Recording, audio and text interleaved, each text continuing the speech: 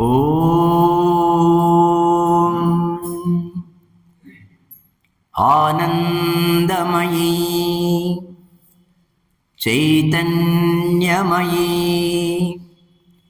ಸತ್ಯಮಯೀ ಪರಮೇ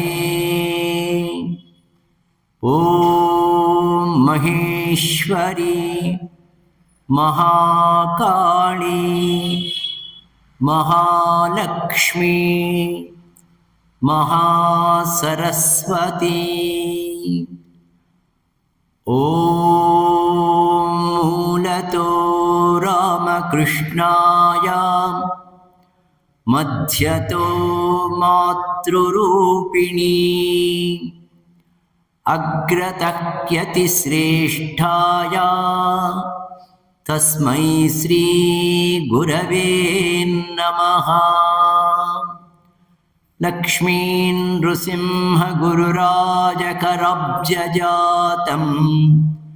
ಸತ್ಸಾಂಪ್ರದಾಯ ಸಮವಾಪ್ತ ಸಮಸ್ತ ವಿದ್ಯಂ ಆಧ್ಯಾತ್ಮನಿಷ್ಠಮಮಲಂ ಪರಿಶುದ್ಧಚಿತ್ತಂ ಸಿಂಹಾದ್ರಿನಾಮಕ ಗುರುಂ ಪ್ರಣತೋಸ್ಮಿ ನಿತ್ಯಂ.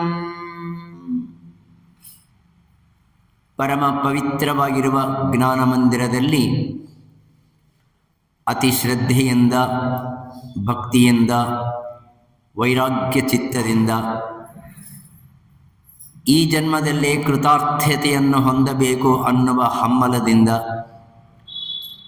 ಪವಿತ್ರವಾಗಿರ್ತಕ್ಕಂಥ ಅಂತಃಕರಣದಲ್ಲಿ, ನಿಮ್ಮೆಲ್ಲರ ಅಂತಃಕರಣದಲ್ಲಿ ದೀಪ್ಯಮಾನವಾಗಿ ಪ್ರಕಾಶಿಸುವ ಪರಬ್ರಹ್ಮ ಸ್ವರೂಪವನ್ನು ಸ್ಮರಿಸುತ್ತಾ, ಭಜಿಸುತ್ತಾ, ನಮಿಸುತ್ತಾ, ತ್ರಿಮತಾಚಾರ್ಯರ ಪಾದಾರವಿಂದಗಳಿಗೆ, ಅನೇಕ ಮಹಾತ್ಮರ ಪಾದಾರವಿಂದಗಳಿಗೆ, ಅಸ್ಮದ್ಗುರು ಪರಂಪರಕ್ಕೆ ಮಾತೃಸ್ವರೂಪವನ್ನು ಸ್ಮರಿಸುತ್ತಾ, ಈ ಆಶ್ರಮದ ಗುರುಸ್ವರೂಪಿಗಳಾಗಿರುವ ಮಾತಾ ತ್ಯಾಗಮಯೇ ಅವರಿಗೆ ಮತ್ತು ಇಲ್ಲಿ ನೆಲೆದಿರತಕ್ಕಂಥ ಎಲ್ಲ ಭಕ್ತವರೆಣ್ಯರಿಗೆ ವಂದನೆಗಳನ್ನು ಸಮರ್ಪಣೆ ಮಾಡಿ ಇವತ್ತಿನ ದಿನ ಕಾರ್ಯಕ್ರಮವನ್ನು ನಿರಹಂಕಾರಪೂರ್ವಕವಾಗಿ ಪ್ರಾರಂಭವನ್ನು ಮಾಡೋಣ.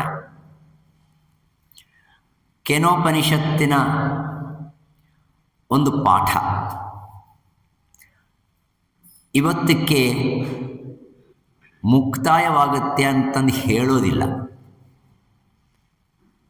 ಇದು ಕೇವಲ ಪುಸ್ತಕ ರೂಪಕವಾಗಿ ಅದರಲ್ಲಿ ಇರತಕ್ಕಂಥ ಕೆಲವು ವಿಷಯಗಳನ್ನು ನಿಮ್ಮ ಮುಂದೆ ಅవి ಸರಿಯಾಗಿವೆಯೋ ಇಲ್ಲವೋ ಅಂತಂದು ನನ್ನನ್ನು ನಾನು ಪರೀಕ್ಷೆ ಮಾಡಿಕೊಳ್ಳೋದಕ್ಕೋಸ್ಕರವಾಗಿ ನಿಮ್ಮ ಮುಂದೆ ನಾನು ಇಟ್ಟಿದ್ದೀನಿ. ನಾನು ಕೇವಲ ವಕ್ತ, ಕೇವಲ ಉಪಕರಣ, ನನ್ನ ಹಿಂದೆ ಇರತಕ್ಕಂಥ ಒಂದು ಶಕ್ತಿ. ನಾನು ಕೇವಲ ಟ್ರಾನ್ಸ್ಮೀಟರ್, ಟ್ರಾನ್ಸ್ಫಾರ್ಮರ್, ರೇಡಿಯೋ. ಗ್ರಾಹಕರು ನೀವು. ನಿಮ್ಮಲ್ಲಿ ಚೈತನ್ಯವನ್ನು ಮೂಡಿ ನಿಮ್ಮ ಹೃದಯ ಅರಳಿದರೆ ಆ ಹೃದಯದ ಮಧ್ಯದಲ್ಲಿ ಇರುವ ಕಮಲಗಳಲ್ಲಿ ಮಧ್ಯದಲ್ಲಿ ಇರುವ ಆ ಭಗವಂತ ಸಂತೋಷವನ್ನು ಪಟ್ಟರೆ ನಾನು ಮಾಡಿರ್ತಕ್ಕಂಥ ಪರಿಶ್ರಮ ಸತ್ಫಲ.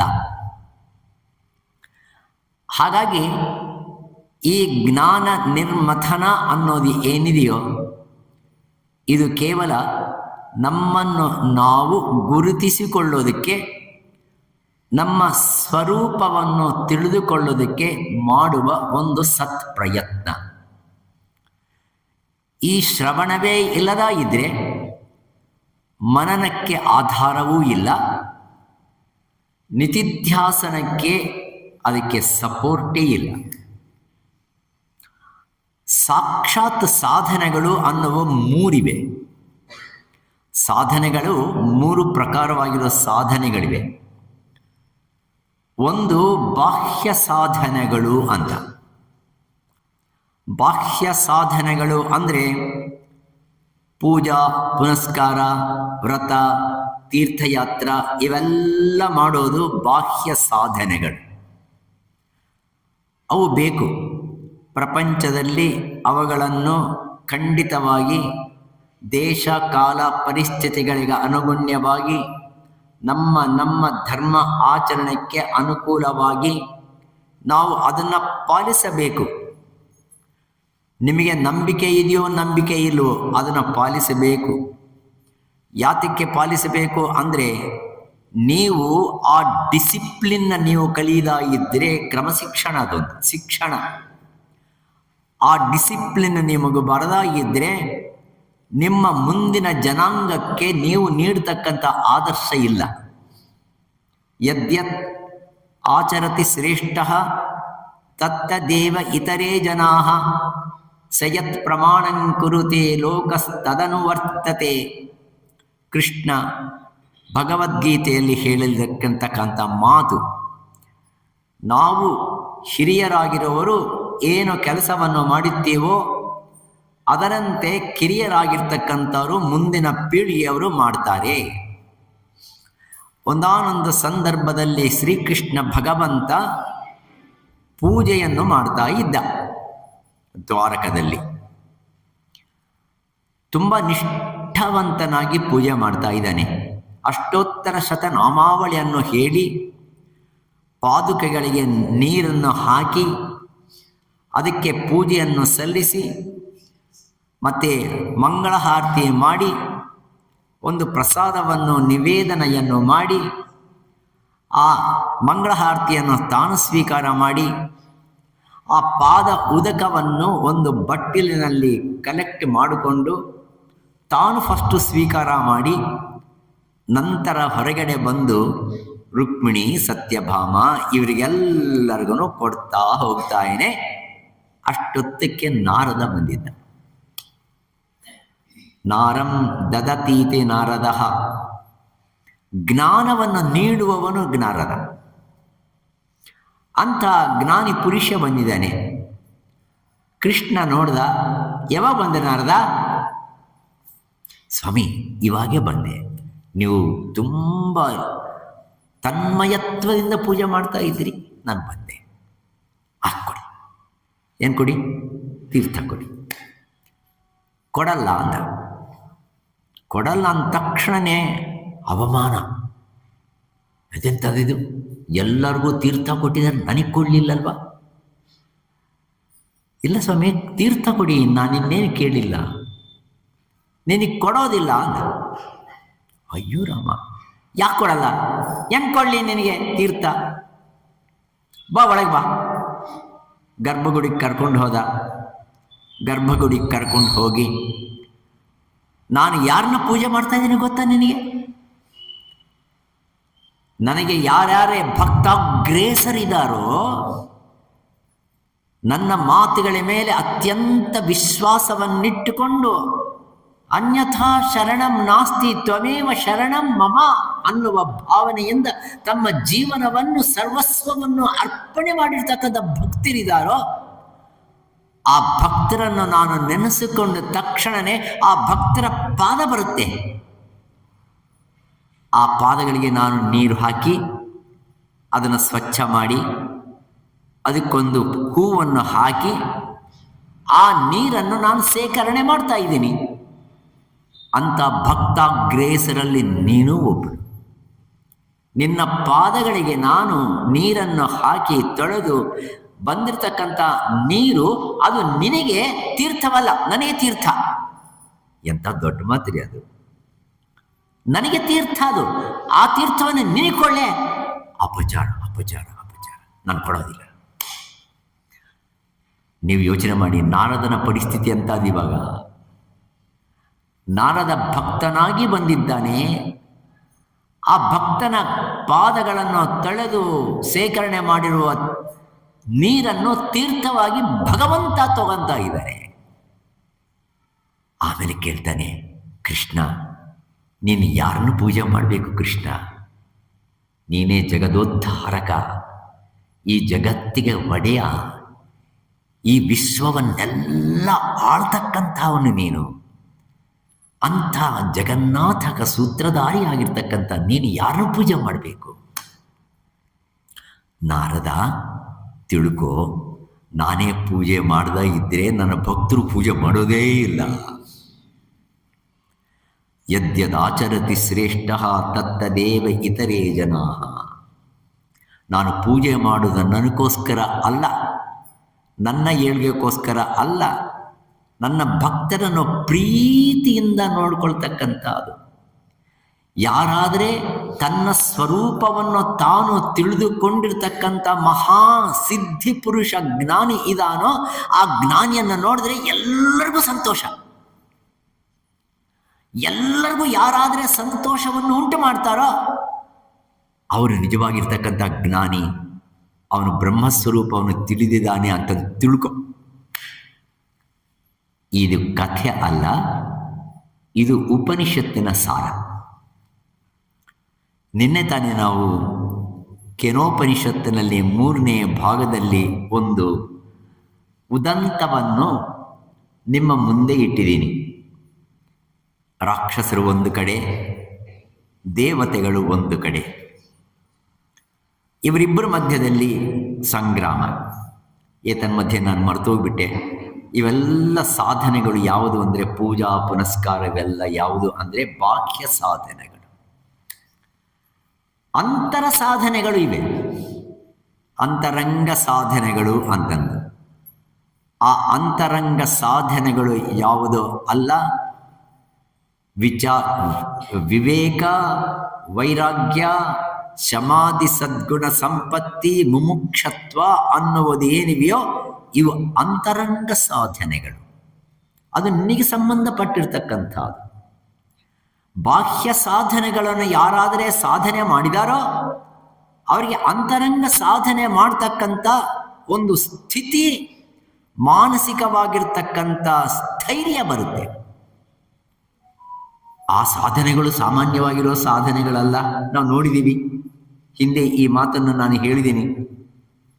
ವಿವೇಕ ಅದೇ ದೊಡ್ಡದಾಗಿರ್ತಕ್ಕಂಥ ಒಂದು ಅದು ಪಾಠ. ಅದು ನಿತ್ಯಾನಿತ್ಯ ವಸ್ತು ವಿವೇಕ, ಇಹ ಆಮೂತ್ರ ಅರ್ಥ ಫಲ ಭೋಗ ವಿರಾಗ, ಶಮ ದಮ ತಿತಿಕ್ಷ ಉಪರತಿ ಶ್ರದ್ಧಾ ಸಮಾಧಾನ, ಆ ಸಮಾಧಿ ಸದ್ಗುಣ ಸಂಪತ್ತಿ, ಕೊನೆಗೆ ಮುಮುಕ್ಷತ್ವ. ಇವೆಲ್ಲ ನಿಮಗೆ ಪರ್ಸನಲ್ ಇದು ವೈಯಕ್ತಿಕವಾಗಿರ್ತಕ್ಕಂಥ ಅಂತರಂಗ ಸಾಧನೆಗಳು. 3ನೇ ಸಾಧನೆಗಳಿವೆ, ಸಾಕ್ಷಾತ್ ಸಾಧನೆಗಳು. ಸಾಕ್ಷಾತ್ ಅಂದ್ರೆ ಅರ್ಥ ಏನು ಅಂದರೆ ನೇರವಾಗಿ ಬ್ರಹ್ಮ ತತ್ವದ ಅನುಭೂತಿಯನ್ನು ಹೊಂದುವ ಸಾಧನೆಗಳು. ಒಂದು ಕರ್ಮ, ಇನ್ನೊಂದು ಉಪಾಸನ, ಇನ್ನೊಂದು ಜ್ಞಾನ. ಕರ್ಮ ಎಲ್ಲ ಬಾಹ್ಯ ಸಾಧನ, ಉಪಾಸನ ಧ್ಯಾನ ಎಲ್ಲವೂ ಅಂತರಂಗ ಸಾಧನ. 3ನೇದು ಜ್ಞಾನ ಅನ್ನುವುದು ಏನಿದೆಯೋ ಅದು ಸಾಕ್ಷಾತ್ ಸಾಧನ. ಆ ಸಾಕ್ಷಾತ್ ಸಾಧನದಲ್ಲಿ ಮೊದಲನೇದು ಶ್ರವಣ. ಚೆನ್ನಾಗಿ ಶ್ರವಣ ಮಾಡು. ಶ್ರವಣವನ್ನು ಮಾಡಿ ಏನು ಶ್ರವಣ ಮಾಡೋದು?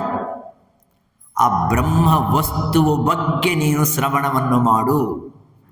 ಹಿರಿಯರು ಹೇಳಿರ್ತಕ್ಕಂಥದನ್ನ, ವೇದಗಳು ನಿನಗೆ ತಿಳಿಸಿರ್ತಕ್ಕಂಥದನ್ನ, ಉಪನಿಷತ್ತುಗಳ ಮೂಲಕ, ಮಹಾತ್ಮರ ವಚನಗಳ ಮೂಲಕ, ಬೋಧಾಮೃತ ಬೋಧ ಮೂಲವಾಗಿ ನೀನು ಆ ಬ್ರಹ್ಮ ವಿಷಯವನ್ನು, ಆತ್ಮ ವಿಷಯವನ್ನು, ನಿನ್ನ ನಿಜವಾಗಿರ್ತಕ್ಕಂಥ ಸ್ವರೂಪದ ವಿಷಯವನ್ನು ನೀನು ಅವಗಾಹನೆ ಮಾಡಿಕೊಳ್ಳೋದಕ್ಕೋಸ್ಕರವಾಗಿ ಜ್ಞಾನ. ಇದು ಸಾಕ್ಷಾತ್ ಸಾಧನ. ಕೇಳ್ತಾ ನಿಮ್ಮ ಮನಸ್ಸು ಎಲ್ಲಿ ಹೋಗುತ್ತೆ ಅಂದರೆ ಯಾವ ಸ್ವರೂಪದ ಬಗ್ಗೆ ಗುರುವು ಹೇಳ್ತಾ ಇದ್ದಾನೋ ಆ ಸ್ವರೂಪದಲ್ಲಿ ಲೀನವಾಗತಕ್ಕಂಥ ಒಂದು ಸ್ಥಿತಿ, ಅನುಭೂತಿ ಏನಿದೆಯೋ ಅದು ಶ್ರವಣ. ನಮ್ಮ ತಾಯಿಯವರ ಹತ್ರ ಒಂದಾನೊಂದು ಸರ್ತಿ ಕೇಳಿದ್ದುಂಟು. ನಮ್ಮ ತಾಯಿಯವರು ತುಂಬ ದೊಡ್ಡದು ಓದ್ಕೊಂಡಿದ್ದಾರೆ, 2ನೇ ತರಗತಿ, 2nd ಕ್ಲಾಸ್ ಗ್ರ್ಯಾಜುಯೇಟ್. ತೆಲುಗು ಅಂದರೆ ಒಂದು ಅಕ್ಷರ ಬರಲ್ಲ. ಮೊನ್ನೆ ಕೋಟೆ ಅವರು ಕನ್ನಡ ಮಾತ್ರ ಗೊತ್ತಿದೆ. ಆದರೆ ಅವರಲ್ಲಿ ಇರ್ತಕ್ಕಂಥ ಜ್ಞಾನದ ಭಂಡಾರ ಅಷ್ಟಿಷ್ಟಲ್ಲ. ನಾನು MCom LLB PhD ಎಲ್ಲ ಮಾಡಿ ಮೊಣ್ಣಂಗಟ್ಟೆ. ಗೌರಿಬಿದನೂರಿನಿಂದ ಹಿಂದೂಪುರಕ್ಕೆ ಒಂದು ಸಾತಿ ಬಂದು ತಾಯಿಯವ್ರ ಹತ್ರ ಕೂತ್ಕೊಂಡ್ರೆ ತಾಯಿಯವ್ರು ಹೇಳಿದ್ರು, ಏನೋ ಹೊಟ್ಟೆಗೆ ತಿಂದಿಯೇನೋ? ತಾಯಿ ಯಾವಾಗಲೂ ಕೇಳೋದೇನು, ಹೊಟ್ಟೆ ತಿಂದಿಯೇನೋ? ಏನೋ ತಿಂದಿದ್ದೀನಿ, ಚಕ್ಲಿ ಪಕ್ಲಿ ಎಲ್ಲ ತೊಗೊಂಡು ಬಂದು ತಿಂತಾ ಇರು, ನಾನು ಹೇಳ್ತೀನಿ, ನೀನು ಕೇಳ್ತಾ ಇರು. ನನ್ನ ಹತ್ರ ಸಂಸಾರ ವಿಷಯ ಯಾವತ್ತೂ ಹೇಳಿಲ್ಲ ನಮ್ಮ ತಾಯಿ. ಕೂತ್ಕೊಂಡ ತಕ್ಷಣ ನನಗೊಂದು ಪ್ರಶ್ನೆ ಇದೆ, ಕೇಳ್ತೀನಿ ಅಂತ. ಕೇಳ, ಶ್ರವಣ ಅಂದರೆ ಏನು ಅಂತ ಕೇಳ. ಅವಾಗ ತಾಯಿಯವ್ರು ಹೇಳಿದ್ರು, ಶ್ರವಣ ಅಂದರೆ ಅದೊಂದು ಇನ್ಸ್ಟ್ರೂಮೆಂಟು, ಅದೊಂದು ಪರಿಕರ. ಅಕ್ಕಸಾರಿಗರು ಸುವರ್ಣವನ್ನು ಹಿಡಿಬೇಕಾದ್ರೆ ಸೂಕ್ಷ್ಮಾತಿ ಸೂಕ್ಷ್ಮವಾಗಿರ್ತಕ್ಕಂಥ ಆ ಬಂಗಾರವನ್ನು ಹಿಡಿಬೇಕಾದ್ರೆ ಒಂದು ಚಿಕ್ಕದಾಗ ಚಿಮಟಿ ಅಂತಾರಲ್ಲ, ಅದು ಇನ್ನೂ ತುಂಬ ಸೂಕ್ಷ್ಮವಾಗಿರ್ತಕ್ಕಂಥ ಚಿಮಟಿ ಇರುತ್ತೆ. ಅದನ್ನು ಏನಂತಾರೆ ಗೊತ್ತಾ? ಶ್ರವಣ ಅಂತಾರೆ ಸಂಸ್ಕೃತದಲ್ಲಿ. ಅದಕ್ಕೂ ನೀನು ಶ್ರವಣ ಮಾಡೋದಕ್ಕೂ ಏನು ಸಂಬಂಧ ಇದೆಯಮ್ಮ? ನೀನು ಯಾವುದೋ ಇನ್ಸ್ಟ್ರೂಮೆಂಟ್ ತೋರಿಸ್ತಾ ಇದೆಯಾ? ಶ್ರವಣಕ್ಕೂ ಅದಕ್ಕೇನು ಸಂಬಂಧ? ಅದೇ ನೋಡೋ, ಆ ಪದ ಇದೆ ನೋಡೋ, ಶ್ರವಣ ಅನ್ನೋ ಪದ ಇದೆಯಲ್ವಾ, ಎದನ್ನು ಹಿಡ್ಕೊಳ್ಳುತ್ತೆ? ಅದು ಹಿಡ್ಕೊಳ್ತಕ್ಕಂಥದ್ದು ಕಬ್ಬಿಣನ ಇಟ್ಕೊಳ್ಳಲ್ವಾ, ಅದನ್ನು ಹಿಡ್ಕೊಳ್ಳೋದು ಬಂಗಾರ. ಸುವರ್ಣ, ಸುವರ್ಣ. ನಿನ್ನೆ ಹೇಳಿದ್ದೀನಿ, ಸುವರ್ಣ ಯಾವುದು? ಓಂಕಾರವೇ ಸುವರ್ಣ. ಓಂಕಾರವು ಅಂದರೆ ಏನು? ಮತ್ತೆ ಓಂಕಾರವಂದ್ರೆ ಸಾಕ್ಷಾತ್ ಪರಬ್ರಹ್ಮ ಸ್ವರೂಪದ ಹೆಸರದು. ಅಂಥ ಪ್ರಣವವನ್ನು ಹಿಡಿತಕ್ಕಂಥ ಯಾವ ಸಾಧನೆ ಇದೆಯೋ ಅದು ಶ್ರವಣನೋ? ಅನ್ಯ ಶ್ರವಣ ಅಲ್ಲ. ಪ್ರಣವ ಈ ಪದ ತುಂಬ ನಿಶ್ಚಿತವಾಗಿರ್ತಕ್ಕಂಥ ಪದ. ಪ್ರಾಣಾನ್ ಸರ್ವಾನ್ ಪರಮಾತ್ಮನಿ ಪ್ರಣಾಮಯಿತಿ ಇತಿ ಪ್ರಣವ. ಇದು ಉತ್ಪತ್ತಿ ಅರ್ಥ ವ್ಯಾಕರಣದಲ್ಲಿ.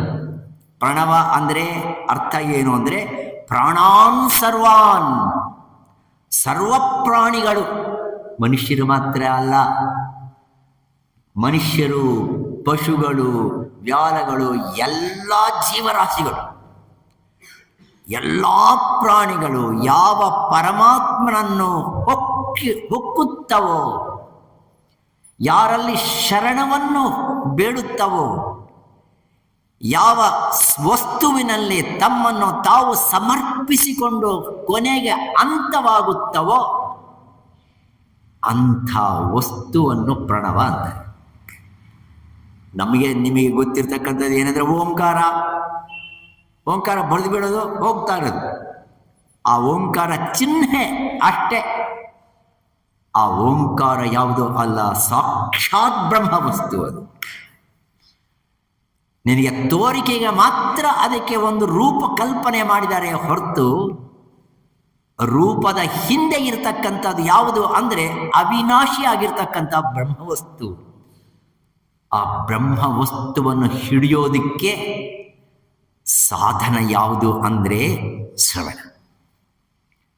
ನೀವು ಯಾವುದನ್ನ ಹಿಡ್ಕೊಳ್ಳೋಕ್ಕೆ ಪ್ರಯತ್ನ ಪಡ್ತಾ ಇದ್ದೀರಿ ಅಂದರೆ ಆತ್ಮವಸ್ತು ಅಂತಕ್ಕಂಥ ಒಂದು ದಿವ್ಯವಾಗಿರುವ ಒಂದು ಲೈಟ್ನಿಂಗ್, ಒಂದು ಅದ್ಭುತವಾಗಿರ್ತಕ್ಕಂಥ ಒಂದು ತೇಜಸ್ಸನ್ನು ಹಿಡಿಯೋದಕ್ಕೆ, ಅರ್ಥ ಮಾಡ್ಕೊಳ್ಳೋದಕ್ಕೆ ಪ್ರಯತ್ನವನ್ನು ಪಡ್ತಾ ಇದ್ದೀರಲ್ವ, ಆ ದಿವ್ಯ ತೇಜೋ ವಿದ್ಯುಲ್ಲತ ಅದು ಬ್ರಹ್ಮ ತೇಜಸ್ಸು. ಆ ಬ್ರಹ್ಮ ತೇಜಸ್ಸು ಬಗ್ಗೆ ಯಾವ ಅಕ್ಷರಗಳಿಂದ, ಯಾವ ವಾಕ್ಯಗಳಿಂದ, ಯಾವ ಪದಗಳಿಂದ, ಯಾವ ವ್ಯಾಕರಣದಿಂದ, ಯಾವ ಉಪನಿಷತ್ತಿಂದ, ಯಾವ ವೇದಗಳಿಂದ ನೀನು ಅರ್ಥ ಮಾಡ್ಕೊಳ್ಳೋದಕ್ಕೆ ಪ್ರಯತ್ನವನ್ನು ಮಾಡ್ತಾ ಇದೆಯೋ ಅದು ಮಾತ್ರ ಶ್ರವಣ. ಮನನ ಅಂದರೆ ಯಾವುದನ್ನ ಶ್ರವಣವನ್ನು ಮಾಡಿದೆಯೋ ಅದೇ ವಸ್ತುವನ್ನು ಚಿಂತನೆ ಮಾಡ್ತಾ ಇರೋದು, ಅದರ ಬಗ್ಗೆನೇ ಯೋಚನೆ ಮಾಡ್ತಾ ಇರೋದು. ಅದರ ಬಗ್ಗೆನೇ ಅದರ ವಿಶೇಷವಾಗಿರ್ತಕ್ಕಂಥ ಲಕ್ಷಣಗಳನ್ನು ಮತ್ತೊಂದು ಸರ್ತಿ ಮರ್ತೋಗ್ತೀವೇನೋ. ಮರಿತಕ್ಕಂಥದ್ದು ಸಹಜ. ಮಾಯ ಯಾವಾಗ ಬರುತ್ತೆ ಗೊತ್ತಿಲ್ಲ. ಹೀಗೇ ಕೇಳ್ತಾ ಇರ್ತೀವಿ. ಅದೇನಂತೆ ಮತ್ತೆ ಮಾಯ ಯಾವಾಗ ಬರ್ತೋ ಗೊತ್ತಿಲ್ಲ. ಆ ಮಾಯೆಯನ್ನು ಗೆದ್ದು ಆ ಸ್ವರೂಪವನ್ನೇ ಮತ್ತೆ ನೀನು ನೆನೆಸಿಕೊಳ್ಳೋದು ಏನಿದೆಯೋ ಅದು ಮನನ. ನಿಧಿಧ್ಯಾಸನ ಅಂದ್ರೆ ಮನನವನ್ನು ಮಾಡಿರ್ತಕ್ಕಂಥ ವಸ್ತು ನಾನಾಗಿದ್ದೇನೆ ಅನ್ನುವ ಅನುಭೂತಿ ಏನಿದೆಯೋ ಅದು ನಿಧಿಧ್ಯಾಸನ. ಅದೇ ಅನುಷ್ಠಾನ ಅಂದ್ರೆ ಜಪ ಅಲ್ಲ. ಜಪ ಮಾಡೋದು ಅದೊಂದು ರೀತಿಯಾಗಿರ್ತಕ್ಕಂಥ ಧ್ಯಾನದ ಪ್ರಕ್ರಿಯೆ. ಆದರೆ ಅನುಷ್ಠಾನ ಅಂದ್ರೆ ಅದನ್ನ ನೀನು ಅನುಭವಿಸೋದು ಏನಿದೆಯೋ ಅದು ನಿಧಿಧ್ಯಾಸನ ಅಂತಾರೆ. ಆ ನಿಧಿಧ್ಯಾಸನೆಯನ್ನು ಬಗ್ಗೆ ಈ ಕೇನೋಪನಿಷತ್ತು ಹೇಳ್ತಾ ಇದೆ. ಕೇನೋಪನಿಷತ್ತು ಪ್ರಾರಂಭವಾಗಿರುವುದು ಆ ಬ್ರಹ್ಮ ವಸ್ತುವನ್ನು ವಿವರಣೆಯನ್ನು ಮಾಡುತ್ತಾ ಪ್ರಾರಂಭವಾಗಿದೆ. ಶಿಷ್ಯ ಏನ್ ಕೇಳ್ದ? ಮೊದಲನೇ ಪ್ರಶ್ನೆ, successfully forgotten or not? Yes. ಕೇನೇಷಿತಂ ಪತತಿ ಪ್ರೇಷಿತಂ ಮನಃ. ನಿನ್ನ ಮನಸ್ಸನ್ನು ಯಾವ ಶಕ್ತಿ ಪ್ರಚೋದನೆ ಮಾಡುವುದರಿಂದ ಮನಸ್ಸು ತನ್ನ ವಿಷಯಗಳಲ್ಲಿ ಅದು ಪ್ರವೇಶವನ್ನು ಮಾಡಿದೆಯೋ, ನಿನ್ನ ಚಕ್ಷುಗಳು ಯಾವ ಶಕ್ತಿಯಿಂದ ಸರ್ವ ಜಗತ್ತನ್ನು ನೋಡ್ತಕ್ಕಂಥ ಒಂದು ಶಕ್ತಿಯನ್ನು ಹೊಂದಿದೆಯೋ, ನಿನ್ನ ನಾಲಿಗೆ ಎಲ್ಲ ರುಚಿಗಳನ್ನು ನೋಡ್ತಕ್ಕಂಥ ಶಕ್ತಿಯನ್ನು ಹೊಂದಿದೆಯೋ, ಅದು ಯಾವ ಶಕ್ತಿ ಅನ್ನೋದು ಪ್ರಶ್ನೆ. ಶಿಷ್ಯ ಮಾಡಿರ್ತಕ್ಕಂಥ ಪ್ರಶ್ನೆ. ಆ ಪ್ರಶ್ನೆಗೆ ಗುರು ಉತ್ತರ ಕೊಟ್ಟಿದ್ದೇನು? ಅಯ್ಯ, ಆ ವಸ್ತುವು ಯಾವುದೋ ಅಲ್ಲ. ಶ್ರೋತ್ರಕ್ಕೆ ಶ್ರೋತ್ರವಾಗಿ, ಕಣ್ಣಿಗೆ ಕಣ್ಣಾಗಿ, ಮೂಗಿಗೆ ಮೂಗಾಗಿ, ಕಿವಿಗೆ ಕಿವಿಯಾಗಿ, ಈ ಎಲ್ಲ ಇಂದ್ರಿಯಗಳಿಗೆ ಅತೀತವಾಗಿರ್ತಕ್ಕಂಥ ಯಾವ ಬ್ರಹ್ಮ ಚೈತನ್ಯ ಸ್ವರೂಪವು ಇದೆಯೋ, ಜಾಗ್ರತೆಯಲ್ಲಿ ಇದೆ, ಸ್ವಪ್ನದಲ್ಲಿ ಇದೆ, ಸುಷುಪ್ತಿಯಲ್ಲಿ ಇದೆ. Most important is this. ಇಂದ್ರಿಯ ವ್ಯವಹಾರ ಜಾಗೃತಿಯಲ್ಲಿದೆ. ಪ್ರತ್ಯಕ್ಷ ವಿಷಯ ಅನುಭವ, ಪರೋಕ್ಷ ವಿಷಯ ಅನುಭವ, ಕಲ್ಪಿತ ವಿಷಯ ಅನುಭವ ಎಲ್ಲಿದೆ ಅಂದರೆ ಸ್ವಪ್ನದಲ್ಲಿದೆ. ಅಲ್ಲಿ ಇಂದ್ರಿಯಗಳ ವಹಿವಾಟು ಇದೆ. ಇಂದ್ರಿಯಗಳ ವಹಿವಾಟು ಎಲ್ಲವೂ ಶಾಂತವಾಗಿರ್ತಕ್ಕಂಥ ದಶೆ ಸುಷುಪ್ತಿ. ಯಾವ ಇಂದ್ರಿಯಗಳು ಜಾಗೃತಿಯಲ್ಲಿವೆಯೋ ಆವೇ ಸ್ವಪ್ನದಲ್ಲಿ ಕಲ್ಪಿತವಾಗಿ ಇದೆ, ಸುಷುಪ್ತಿಯಲ್ಲಿ ಇಲ್ವೇ ಇಲ್ಲ. ಒಂದು ದಶೆಯಲ್ಲಿ ಇದ್ದು ಇನ್ನೊಂದು ದಶೆಯಲ್ಲಿ ಇಲ್ಲದ ಇರುವುದು ಇಂದ್ರಿಯ.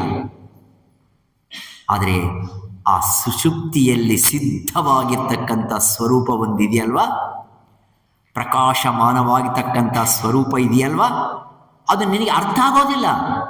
ನೀನು ಜಾಗೃತಿಯಲ್ಲಿರ್ತಕ್ಕಂಥ ಇಂದ್ರಿಯಗಳು ಸ್ವಪ್ನದಲ್ಲಿರ್ತಕ್ಕಂಥ ಇಂದ್ರಿಯಗಳಿಂದ ಮುಟ್ಟೋದಕ್ಕೆ ಪ್ರಯತ್ನ ಪಟ್ಟರೆ ಸಿಗೋದೇ ಇಲ್ಲ. ಅವು ಇಂದ್ರಿಯಾತೀತವಾಗಿರ್ತಕ್ಕಂಥ ಆ ವಸ್ತು ಸುಷುಪ್ತಿಯಲ್ಲಿ ಸಿದ್ಧವಾಗಿದೆ. ಆ ಸಿದ್ಧವಾಗಿರ್ತಕ್ಕಂಥ ಸ್ವರೂಪವು ಎಲ್ಲ ದಶೆಗಳಲ್ಲೂ ಇದೆ. ಅದು ಇರೋ ಕಾರಣದಿಂದನೇ ಜಾಗೃತನೂ ಇದೆ, ಸ್ವಪ್ನವೂ ಇದೆ, ಸುಷುಪ್ತಿ ಇದೆ, ಎಲ್ಲ ದಶೆಗಳೂ ಇದೆ. ಆದರೆ ಈ ಮೂರಕ್ಕೂ ಅಂಟಿಕೊಂಡಿಲ್ಲ ಅಂತ ತುರೀಯ ಅಂತಾರೆ. ಅಂತ ತುರೀಯ ಅಂದರೆ ನಾಲ್ಕನೇ ಸ್ಥಾನ. ಮೊದಲನೇ ಸ್ಥಾನ ಜಾಗೃತ, ಎರಡನೇ ಸ್ಥಾನ ಸ್ವಪ್ನ, ಮೂರನೇ ಸ್ಥಾನ ಸುಷುಪ್ತಿ, ನಾಲ್ಕನೇ ಸ್ಥಾನ ಯಾವುದು ಅಂದರೆ ತುರೀಯ. ಆ ತುರೀಯದಲ್ಲಿ ಯಾರಿದ್ದಾರೆ ಅಂದರೆ ಯಾರು ಈ ಇಂದ್ರಿಯಗಳೇ ಇಲ್ಲ, ಒಬ್ಬರೇ ಇದ್ದಾನೆ. ಏಕಾಂಗಿಯಾಗಿ ಇರ್ತಕ್ಕಂಥ ಆ ಪರಬ್ರಹ್ಮ ಚೈತನ್ಯ ವಸ್ತುವ ಮಾತ್ರವೇ ಇದೆ. ಈ ಮೂರು ವಸ್ತುಗಳಿಗೆ ತನ್ನ ಮ್ಯಾಗ್ನೆಟಿಕ್ ಪವರ್ ಅನ್ನು ಸಪ್ಲೈ ಮಾಡುತ್ತೆ. ಒಂದು ಅಯಸ್ಕಾಂತ ಇರೋ ಕಾರಣದಿಂದ ಹತ್ತಿರ ಇರ್ತಕ್ಕಂಥ ಎಲ್ಲ ಕಬ್ಬಿಣ ತುಂಡುಗಳನ್ನು ಯಾವ ರೀತಿಯಾಗಿ ತನ್ನ ಕಡೆಗೆ ಆಕರ್ಷಣೆಯನ್ನು ಮಾಡಿ ತನ್ನ ಪವರ್, ತನ್ನ ಶಕ್ತಿಯನ್ನು ಈ ಮೂರಕ್ಕೂ ಯಾವ ರೀತಿಯಾಗಿ ಸರಬರಾಜು ಮಾಡುತ್ತೋ ಆ ರೀತಿಯಾಗಿ ಪರಬ್ರಹ್ಮ ವಸ್ತು ಇದೆಯಪ್ಪ. ಅಂತ ಪರಬ್ರಹ್ಮ ವಸ್ತುವನ್ನು ನೀನು ಪಡೆದರೇನೇ ನಿನಗೆ ಮುಕ್ತಿ, ನಿನಗೆ ನಿಜವಾಗಿರ್ತಕ್ಕಂಥ ಸಿದ್ಧಿ, ನಿನಗೆ ಈ ಜೀವನದ ಗಮ್ಯವನ್ನು ಸೇರಿರ್ತಕ್ಕಂಥ ವಸ್ತು ಆಗುತ್ತೆ. ಈ ಪಾಠವನ್ನು ಹೇಳೋದಕ್ಕೋಸ್ಕರವಾಗಿಯೇ ಕೇನೋಪನಿಷತ್ತಿನಲ್ಲಿ ಒಂದು ಕಥದ ಮೂಲಕ ನಮಗೆ ತಿಳಿಪಡಿಸೋದಕ್ಕೆ ಪ್ರಯತ್ನವನ್ನು ಪಟ್ಟಿದ್ದಾರೆ. ಆ ಕಥೆಯನ್ನು ನಿನ್ನೆ ಸ್ವಲ್ಪ ಮಟ್ಟಿಗೆ ನಾವು ತಿಳ್ಕೊಂಡಿದ್ದೀವಿ. ಅದರಲ್ಲಿ ಕಥಾ ಆದ ಕಾರಣ ಸ್ವಲ್ಪ ಡ್ರಾಮಾ. ಆ ಡ್ರಾಮಾದಲ್ಲಿ ಯಾರಿದ್ದಾರೆ? ದೇವತೆಗಳಿದ್ದಾರೆ, ಆಮೇಲೆ ರಾಕ್ಷಸರು ಇದ್ದಾರೆ. ರಾಕ್ಷಸರು ಯಾರು? ಕಾಮ, ಕ್ರೋಧ. ನೋಡಿ, ಎಲ್ಲ ಬಂತು ನೋಡಿ. ನಿಮ್ಗೆ ಎಷ್ಟು ಜನ ಗೊತ್ತಿರಿ ರಾಕ್ಷಸರ ಬಗ್ಗೆ? ಕಾಮ, ಕ್ರೋಧ, ಲೋಭ, ಮೋಹ, ಮದ, ಮತ್ಸರ್ಯ, ಡಂಬಾಚಾರ, ಅದ್ದಿ ಇದು ಏನೇನಿದೆ ಅದೆಲ್ಲ. ಯಾತಕ್ಕೆ ನೀವು ರಾಕ್ಷಸರು ಅಂತೀರ? ಅದನ್ನ ಏನ್ ಮಾಡ್ತೇವೆ? ನಮ್ಮನ್ನ ಹಾಳು ಮಾಡುತ್ತೆ. ನಮ್ಮನ್ನ ಅಂದ್ರೆ ನನ್ನ ದೇಹವನ್ನು ಹಾಳು ಮಾಡುತ್ತೋ, ಸಮಾಜವನ್ನು ಹಾಳು ಮಾಡುತ್ತೋ, ಯಾವುದನ್ನ ಹಾಳು ಮಾಡುತ್ತೆ? ನಿನ್ನ ಆತ್ಮಚ್ಯುತಿಯನ್ನು ಮಾಡುತ್ತೆ. ಫಸ್ಟ್ ನಮ್ಮ ಆತ್ಮಚ್ಯುತಿಯನ್ನು ಮಾಡುತ್ತೆ, ನಮ್ಮ ಬುದ್ಧಿಯನ್ನು ಕೆಡಿಸುತ್ತೆ, ನಮ್ಮ ಮನಸ್ಸನ್ನು ಕಲುಷಿತ ಮಾಡಿಸುತ್ತೆ, ನಮ್ಮ ಇಂದ್ರಿಯಗಳನ್ನು ಕಲುಷಿತ ಮಾಡಿಸುತ್ತೆ. ನಮ್ಮ ಇಂದ್ರಿಯಗಳು ಕಲುಷಿತವಾದರೆ ನಮ್ಮ ಸುತ್ತಮುತ್ತಿರ್ತಕ್ಕಂಥವ್ರನ್ನೆಲ್ಲ ಕಲುಷಿತ. It's a poison. ಅಂಥ ಕಾಮ ಕ್ರೋಧಾದಿ ವಿಷಯಗಳು ಏನಿವೆಯೋ ಅವೆಲ್ಲ ಒಂದು ಕಡೆ. ಅವೆಲ್ಲ ಏನಂತ ತಿಳ್ಕೋಬೇಕು ನಾವು? ರಾಕ್ಷಸರು. ಮತ್ತೆ ದೇವತೆಗಳ್ಯಾರು? ನಮ್ಮಲ್ಲಿರ್ತಕ್ಕಂಥ ದೇವತೆಗಳ್ಯಾರು? ಸದ್ಭಾವನೆಯಿಂದ ಸತ್ ವಿಷಯಗಳಲ್ಲಿ ಪ್ರವೇಶ ಮಾಡಿರ್ತಕ್ಕಂಥ ಇಂದ್ರಿಯ ಸಂಘಾತವೇನಿದೆಯೋ ಅದೆಲ್ಲ ದೇವತೆಗಳು. ಅದಕ್ಕೋಸ್ಕರ ಮೊದಲನೇ ದಿನ ನಾನು ಹೇಳಿದ್ದೀನಿ, ಶ್ರೋತ್ರಮಧ್ಯಾತ್ಮ ಶ್ರೋತವ್ಯಮಧಿಭೂತಂ ದಿಶಸ್ತತ್ರಾಧಿದೈವತಂ ನಾಡಿ ತೇಷಾಂ ನಿಬಂಧನಂ. ಇಲ್ಲಿ ದೇವತೆಗಳಿದ್ದಾರೆ, ದಿಕ್ ದೇವತಾ. ಇಲ್ಲಿ ಆಪೋಸ್ಥಾನದಲ್ಲಿ ಜಿಹ್ವಮಧ್ಯಾತ್ಮ ರಸೈತವ್ಯಮಧಿಭೂತಂ ವರುಣಸ್ತತ್ರಾಧಿದೈವತಂ. ವರುಣದೇವನು ಇಲ್ಲಿದ್ದಾನೆ, ದಿಕ್ ದೇವತೆಗಳು ಇಲ್ಲಿದ್ದಾರೆ, ಸೂರ್ಯದೇವನು ಇಲ್ಲಿದ್ದಾನೆ, ವಾಯುದೇವನು ಇಲ್ಲಿದ್ದಾನೆ. ಅಷ್ಟೇ ಅಲ್ಲ, ಈ ಕರಗಳಲ್ಲಿ ಇಂದ್ರದೇವನಿದ್ದಾನೆ, ಪಾದಗಳಲ್ಲಿ ವಿಷ್ಣುದೇವನಿದ್ದಾನೆ, ಗುಹ್ಯದಲ್ಲಿ ಬ್ರಹ್ಮದೇವನಿದ್ದಾನೆ, ಬುಧ ಸ್ಥಾನದಲ್ಲಿ ರುದ್ರನಿದ್ದಾನೆ, ಮತ್ತೆ ಮನಸ್ಸಿನಲ್ಲಿ ಚಂದ್ರ ಇದ್ದಾನೆ, ಬುದ್ಧಿಯಲ್ಲಿ ಮತ್ತೆ ಬೃಹಸ್ಪತಿ ಇದ್ದಾನೆ, ಚಿತ್ತದಲ್ಲಿ ಕ್ಷೇತ್ರಜ್ಞನಿದ್ದಾನೆ, ಅಹಂಕಾರದಲ್ಲಿ ಆ ಪರಮೇಶ್ವರನಿದ್ದಾನೆ. ನಿಮಗೆ ಇಂದ್ರಿಯಗಳು ಬೇರೆ ಅಲ್ಲ ಆತ್ಮೀಯರೇ. ಆ ಇಂದ್ರಿಯಗಳು ಸದ್ಭಾವನೆಯಿಂದ ಕೂಡಿರ್ತಕ್ಕಂಥ ಸಂದರ್ಭದಲ್ಲಿ ಅವುಗಳನ್ನು ನಿಯಂತ್ರಣ ಮಾಡ್ತಕ್ಕಂಥ ದೇವತಾ ಸ್ವರೂಪಗಳು ಬೇರೆ ಅಲ್ಲ. ಬಾಹ್ಯದಲ್ಲಿ ಇರ್ತಕ್ಕಂಥ ದೇವತೆಗಳನ್ನು ಪೂಜೆ ಮಾಡೋದಕ್ಕೆ ನಮಗೆ ಇಷ್ಟಪಡ್ತೀವಿ. ಇಲ್ಲಿ ನಮ್ಮಲ್ಲಿಯೇ ಪ್ರತಿಷ್ಠಿತವಾಗಿರ್ತಕ್ಕಂಥ ಆವಾಹನೆ ಆಗಿರ್ತಕ್ಕಂಥ ಇಂದ್ರಿಯಗಳನ್ನು ಸ್ವಚ್ಛ ಮಾಡಿಕೊಳ್ಳೋದಕ್ಕೆ ನಾವು ಪುನಃ ಪ್ರಯತ್ನವನ್ನು ಮಾಡಬೇಕು. ಉಪನಿಷತ್ತು ಹೇಳುತ್ತೆ, ಇವೇನಪ್ಪ ದೇವತೆಗಳು? ಆದರೆ ಈ ದೇವತೆಗಳಿಗೆಲ್ಲರಿಗೂ ದೇವಾಧಿದೇವ ಇನ್ನೊಬ್ಬರಿದ್ದಾನೆ. ಸತ್ ರೂಪಕವಾಗಿರ್ತಕ್ಕಂಥ ವಿಷಯಗಳನ್ನು ಅನುಭವಿಸೋದಕ್ಕೆ ಇರ್ತಕ್ಕಂಥ ಇಂದ್ರಿಯಾದಿ ದೇವತೆಗಳು ಒಂದು ಕಡೆ, ಈ ದೇವತೆಗಳು ಮಾಡತಕ್ಕಂಥ ಕಾರ್ಯ ಚಟುವಟಿಕೆಗಳಿಗೆ ವಿರುದ್ಧವಾಗಿರ್ತಕ್ಕಂಥ ಕಾಮ ಕ್ರೋಧಾದಿ ಸಂಪತ್ತಿ ಏನಿದೆಯೋ ಅದೆಲ್ಲ ರಾಕ್ಷಸರು. ಯಾರು ಎಲ್ಲೋ ಇಲ್ಲ, ಎಲ್ಲಿದ್ದಾರೆ? ನಮ್ಮಲ್ಲಿ. ಇವರ ಮಧ್ಯದಲ್ಲಿ ಏನಾಗುತ್ತೆ? ಸಮರವಾಗುತ್ತೆ, ಯುದ್ಧವಾಗುತ್ತೆ. ಇವರು ಅವ್ರ ಮೇಲೆ, ಅವರು ಇವರ ಮೇಲೆ. ಒಂದೊಂದ್ಸತಿ ಯಾರು ಗೆಲ್ತಾರೆ? ಯಾರು ಗೆಲ್ತಾರೆ? ನಿಮಗೆ ಬಿಟ್ಟಿದ್ದು. ಯಾರು ಗೆಲ್ತಾರೆ? ನನಗೆ ಒಂದು ಚಿಕ್ಕ ಕತೆ ಜ್ಞಾಪಕ ಬರುತ್ತೆ. ಒಬ್ಬ ಗುರು ಹೇಳ್ದ, ಶಿಷ್ಯ ಬಂದಿದ್ದ ಅವ್ರ ಆಶ್ರಮಕ್ಕೆ. ನಿಮ್ಮ ಹತ್ರ ಉಪದೇಶ ತಗೊಂಡು ನಾನು ಕೃತಾರ್ಥನಾಗಬೇಕು ಅಂತ ಬಂದ. ಒಂದು 3 ತಿಂಗಳು ಸುಮ್ಮನೆ ಇರಪ್ಪ, ಸೇವೆ ಮಾಡು ಅಂತ. ಸೇವೆ ಮಾಡಿದೆ. ಒಂದಿನ ಕರೆದು ನಿನಗೊಂದು ಚಿಕ್ಕ ಕೆಲಸ ಹೇಳ್ತೀರಾ, ಆ ಕೆಲಸ ಮಾಡು ನೀನು. ಓ ಗುರುಗಳೇ, ನೀವು ಹೇಳಿದ್ದೆಲ್ಲ ಮಾಡ್ತೀನಿ. ಎಲ್ಲ ಮಾಡಬೇಡ, ಸುಮ್ಮನೆ ಹೇಳಿದ್ದು ಮಾಡಷ್ಟೆ. ನಾಳೆ ಬೆಳಗ್ಗೆ ಬಾ, ನಿನಗೊಂದು ಡಬ್ಬಿ ಕೊಡ್ತೀನಿ. ಆ ಡಬ್ಬಿ ತೊಗೊಂಡೋಗಿ ನಮ್ಮ ಫ್ರೆಂಡಿಗೆ ಕೊಟ್ಟು ಬಾ. ಒಂದೇ ಒಂದು ಕಂಡೀಷನಪ್ಪ, ಹೋಗೋವಾಗ ಯಾವ ಸಂದರ್ಭದಲ್ಲಿನೋ ಈ ಡಬ್ಬಿ ತೆಗಿಬಾರ್ದಪ್ಪ ಅಂತ ಒಂದು ಚಿಕ್ಕ ಕಂಡೀಷನ್ ಹೇಳ್ದ. ಆ ಡಬ್ಬಿ ಕೊಟ್ಟ. ಡಬ್ಬಿ ಜೊತೆಯಲ್ಲಿ ವೆರಿ ಇಂಪಾರ್ಟೆಂಟ್ ಬುತ್ತಿನೂ ಕೊಟ್ಟ. ಈ ಎರಡು ತಗೊಂಡೋಗಿ ಶಿಷ್ಯ ಪ್ರಯಾಣ ಮಾಡ್ದ. ಮಧ್ಯದಲ್ಲಿ ಅವನು ಹಸಿವಾಯಿತು, ಬುತ್ತಿ ಖಾಲಿ ಮಾಡಿಬಿಟ್ಟ. ಶುರುವಾಯಿತು ಅವನಿಗೆ ಯೋಚನೆ, ಇದರಲ್ಲಿ ಏನಿದೆ, ಈ ಡಬ್ಬಿಯಲ್ಲಿ ಏನಿದೆ, ಈ ಡಬ್ಬಿಯಲ್ಲಿ ಏನಿದೆ. ಗುರುಗಳು ಹೇಳಿದ್ದಾರೆ, ನಾನು ನೋಡಬಾರ್ದು. ದೇವತೆಗಳಿಗೂ ರಾಕ್ಷಸರಿಗೂ ಮಧ್ಯದಲ್ಲಿ ಇದು ಸಂವಾದ ಅಥವಾ ಯುದ್ಧ. ಒಂದು ಮನಸ್ಸು ಹೇಳುತ್ತೆ ನೋಡಬೇಡ, ಗುರುಗಳು ಹೇಳಿದ್ದಾರೆ ನೋಡಬೇಡ. ಇದು ದೇವತಾ ಹೇಳೋದು. ಅದೇ ಮನಸ್ಸು ಇನ್ನೊಂದು ಸ್ವಲ್ಪ ಹೊತ್ತಾದ್ಮೇಲೆ ಸ್ವಲ್ಪ ನೋಡು, ಅಲ್ಲಿ ಯಾರು ಇಲ್ಲ, ಇಲ್ಲಿ ಯಾರಿಲ್ಲ, ಸುತ್ತು ಯಾರೂ ಇಲ್ಲ, ನೀನು ನೋಡಿದ್ರೆ ಏನಾಗುತ್ತೆ, ನೋಡು ನೋಡು ಅನ್ನತ್ತೆ ಅದೇ ಮನಸ್ಸೇ. ನೋಡೋದು ಬೇಡ, ನೋಡೋದು ಬೇಡ, ಗುರುಗಳಿಗೆ ಅಪಚಾರ ಆಗುತ್ತೆ ಅನ್ನೋದು ಇದು ಹೇಳುತ್ತೆ. ಏನು ಅಪಚಾರ ಆಗುತ್ತೆ, ಸ್ವಲ್ಪ ನೋಡಿ ಹಂಗೆ ಮುಚ್ಚಿಬಿಡು ಆಗುತ್ತೆ ಅದೇ ಮನಸ್ಸೇ ಇನ್ನೊಂದು ಸರ್ತಿ. ಇವನಿಗೆ ತಟ್ಕೊಳಕ್ಕಾಗಲಿಲ್ಲ. ನೋಡಿ, ಇದು ಪ್ರಾಬ್ಲಮ್. ಸಿನಿಮಾಗೆ ಹೋಗಬೇಡವೋ ಅಂತಂದು ಹೇಳಿದ್ರೆ ಸಿನಿಮಾಗೆ ಹೋಗೋದೇ ಬೇಡ, ಅಮ್ಮ ಬೇಡ ಅಂತಾಳೆ, ಬೇಡ ಬಿಡಪ್ಪ ಅಂತಂದು ಅಂದ್ಕೊಡ್ತಾರೆ. ಆಮೇಲೆ ಎಲ್ಲನೂ ಸ್ವಲ್ಪ ಅದು ಸಾಂಗ್ ಕೇಳಿಸಿದ್ರೆ ಸಾಕು, ನೋಡಿ ಎಷ್ಟು ಬೇಗ ಹೋಗ್ಬಿಡುತ್ತೆ. ಮತ್ತೆ ದೇವತೆಗಳಿಗೆ ರಾಕ್ಷಸರಿಗೆ ಯುದ್ಧ ಆಗುತ್ತಾ ಇಲ್ವಾ ಇಲ್ಲಿ? ಇದು ಸಮರ ಅಲ್ವಾ? ಕೊನೆಗೆ ಅವನಿಗೆ ತಟ್ಕೊಳಕ್ಕಾಗಲಿಲ್ಲ. He got completely carried away by this particular ರಾಕ್ಷಸ. ಅದು ನೋಡಿ ಬೇಡ ಅಂತಂದು ಆ ಡಬ್ಬಿನ ಸ್ವಲ್ಪ ತೆಗೆದ. ಅದರಲ್ಲಿರ್ತಕ್ಕಂಥ ಇಲಿ ಓಟೋಗ್ಬಿತ್ತು. ಅದರಲ್ಲಿ ಏನಿದ್ದಿಲ್ಲ, ಒಂದು ಇಲಿ ಇತ್ತು, ಚಿಕ್ಕದು ಇಲಿ ಮರಿ ಇತ್ತು, ಏನು ಕೊಟ್ಟಿಲ್ಲ, ಬಂಗಾರ ಎಲ್ಲ ಎಂಥದ್ದು ಇಲ್ಲ, ಅದು ಓಟೋಗ್ಬಿತ್ತು. ಅದು ಆ ಕೂತಿರೋ ಜಾಗ ಎಂಥ ಜಾಗ ಅಂದರೆ ಎಲ್ಲ ಒಂದು ಅರಣ್ಯ, ಎಲ್ಲ ಮರದ ಕೆಳಗೆ ಏನೇನೋ ಇದೆ. ಅದರಲ್ಲಿ ಹೋದ್ಮೇಲೆ ಆ ಇಲಿನ ಹುಡ್ಕೋಕೆ ಶುರು ಮಾಡ್ತಾನೆ. ಎಂಥ ಬುದ್ಧಿಮಂತ ಇವನು!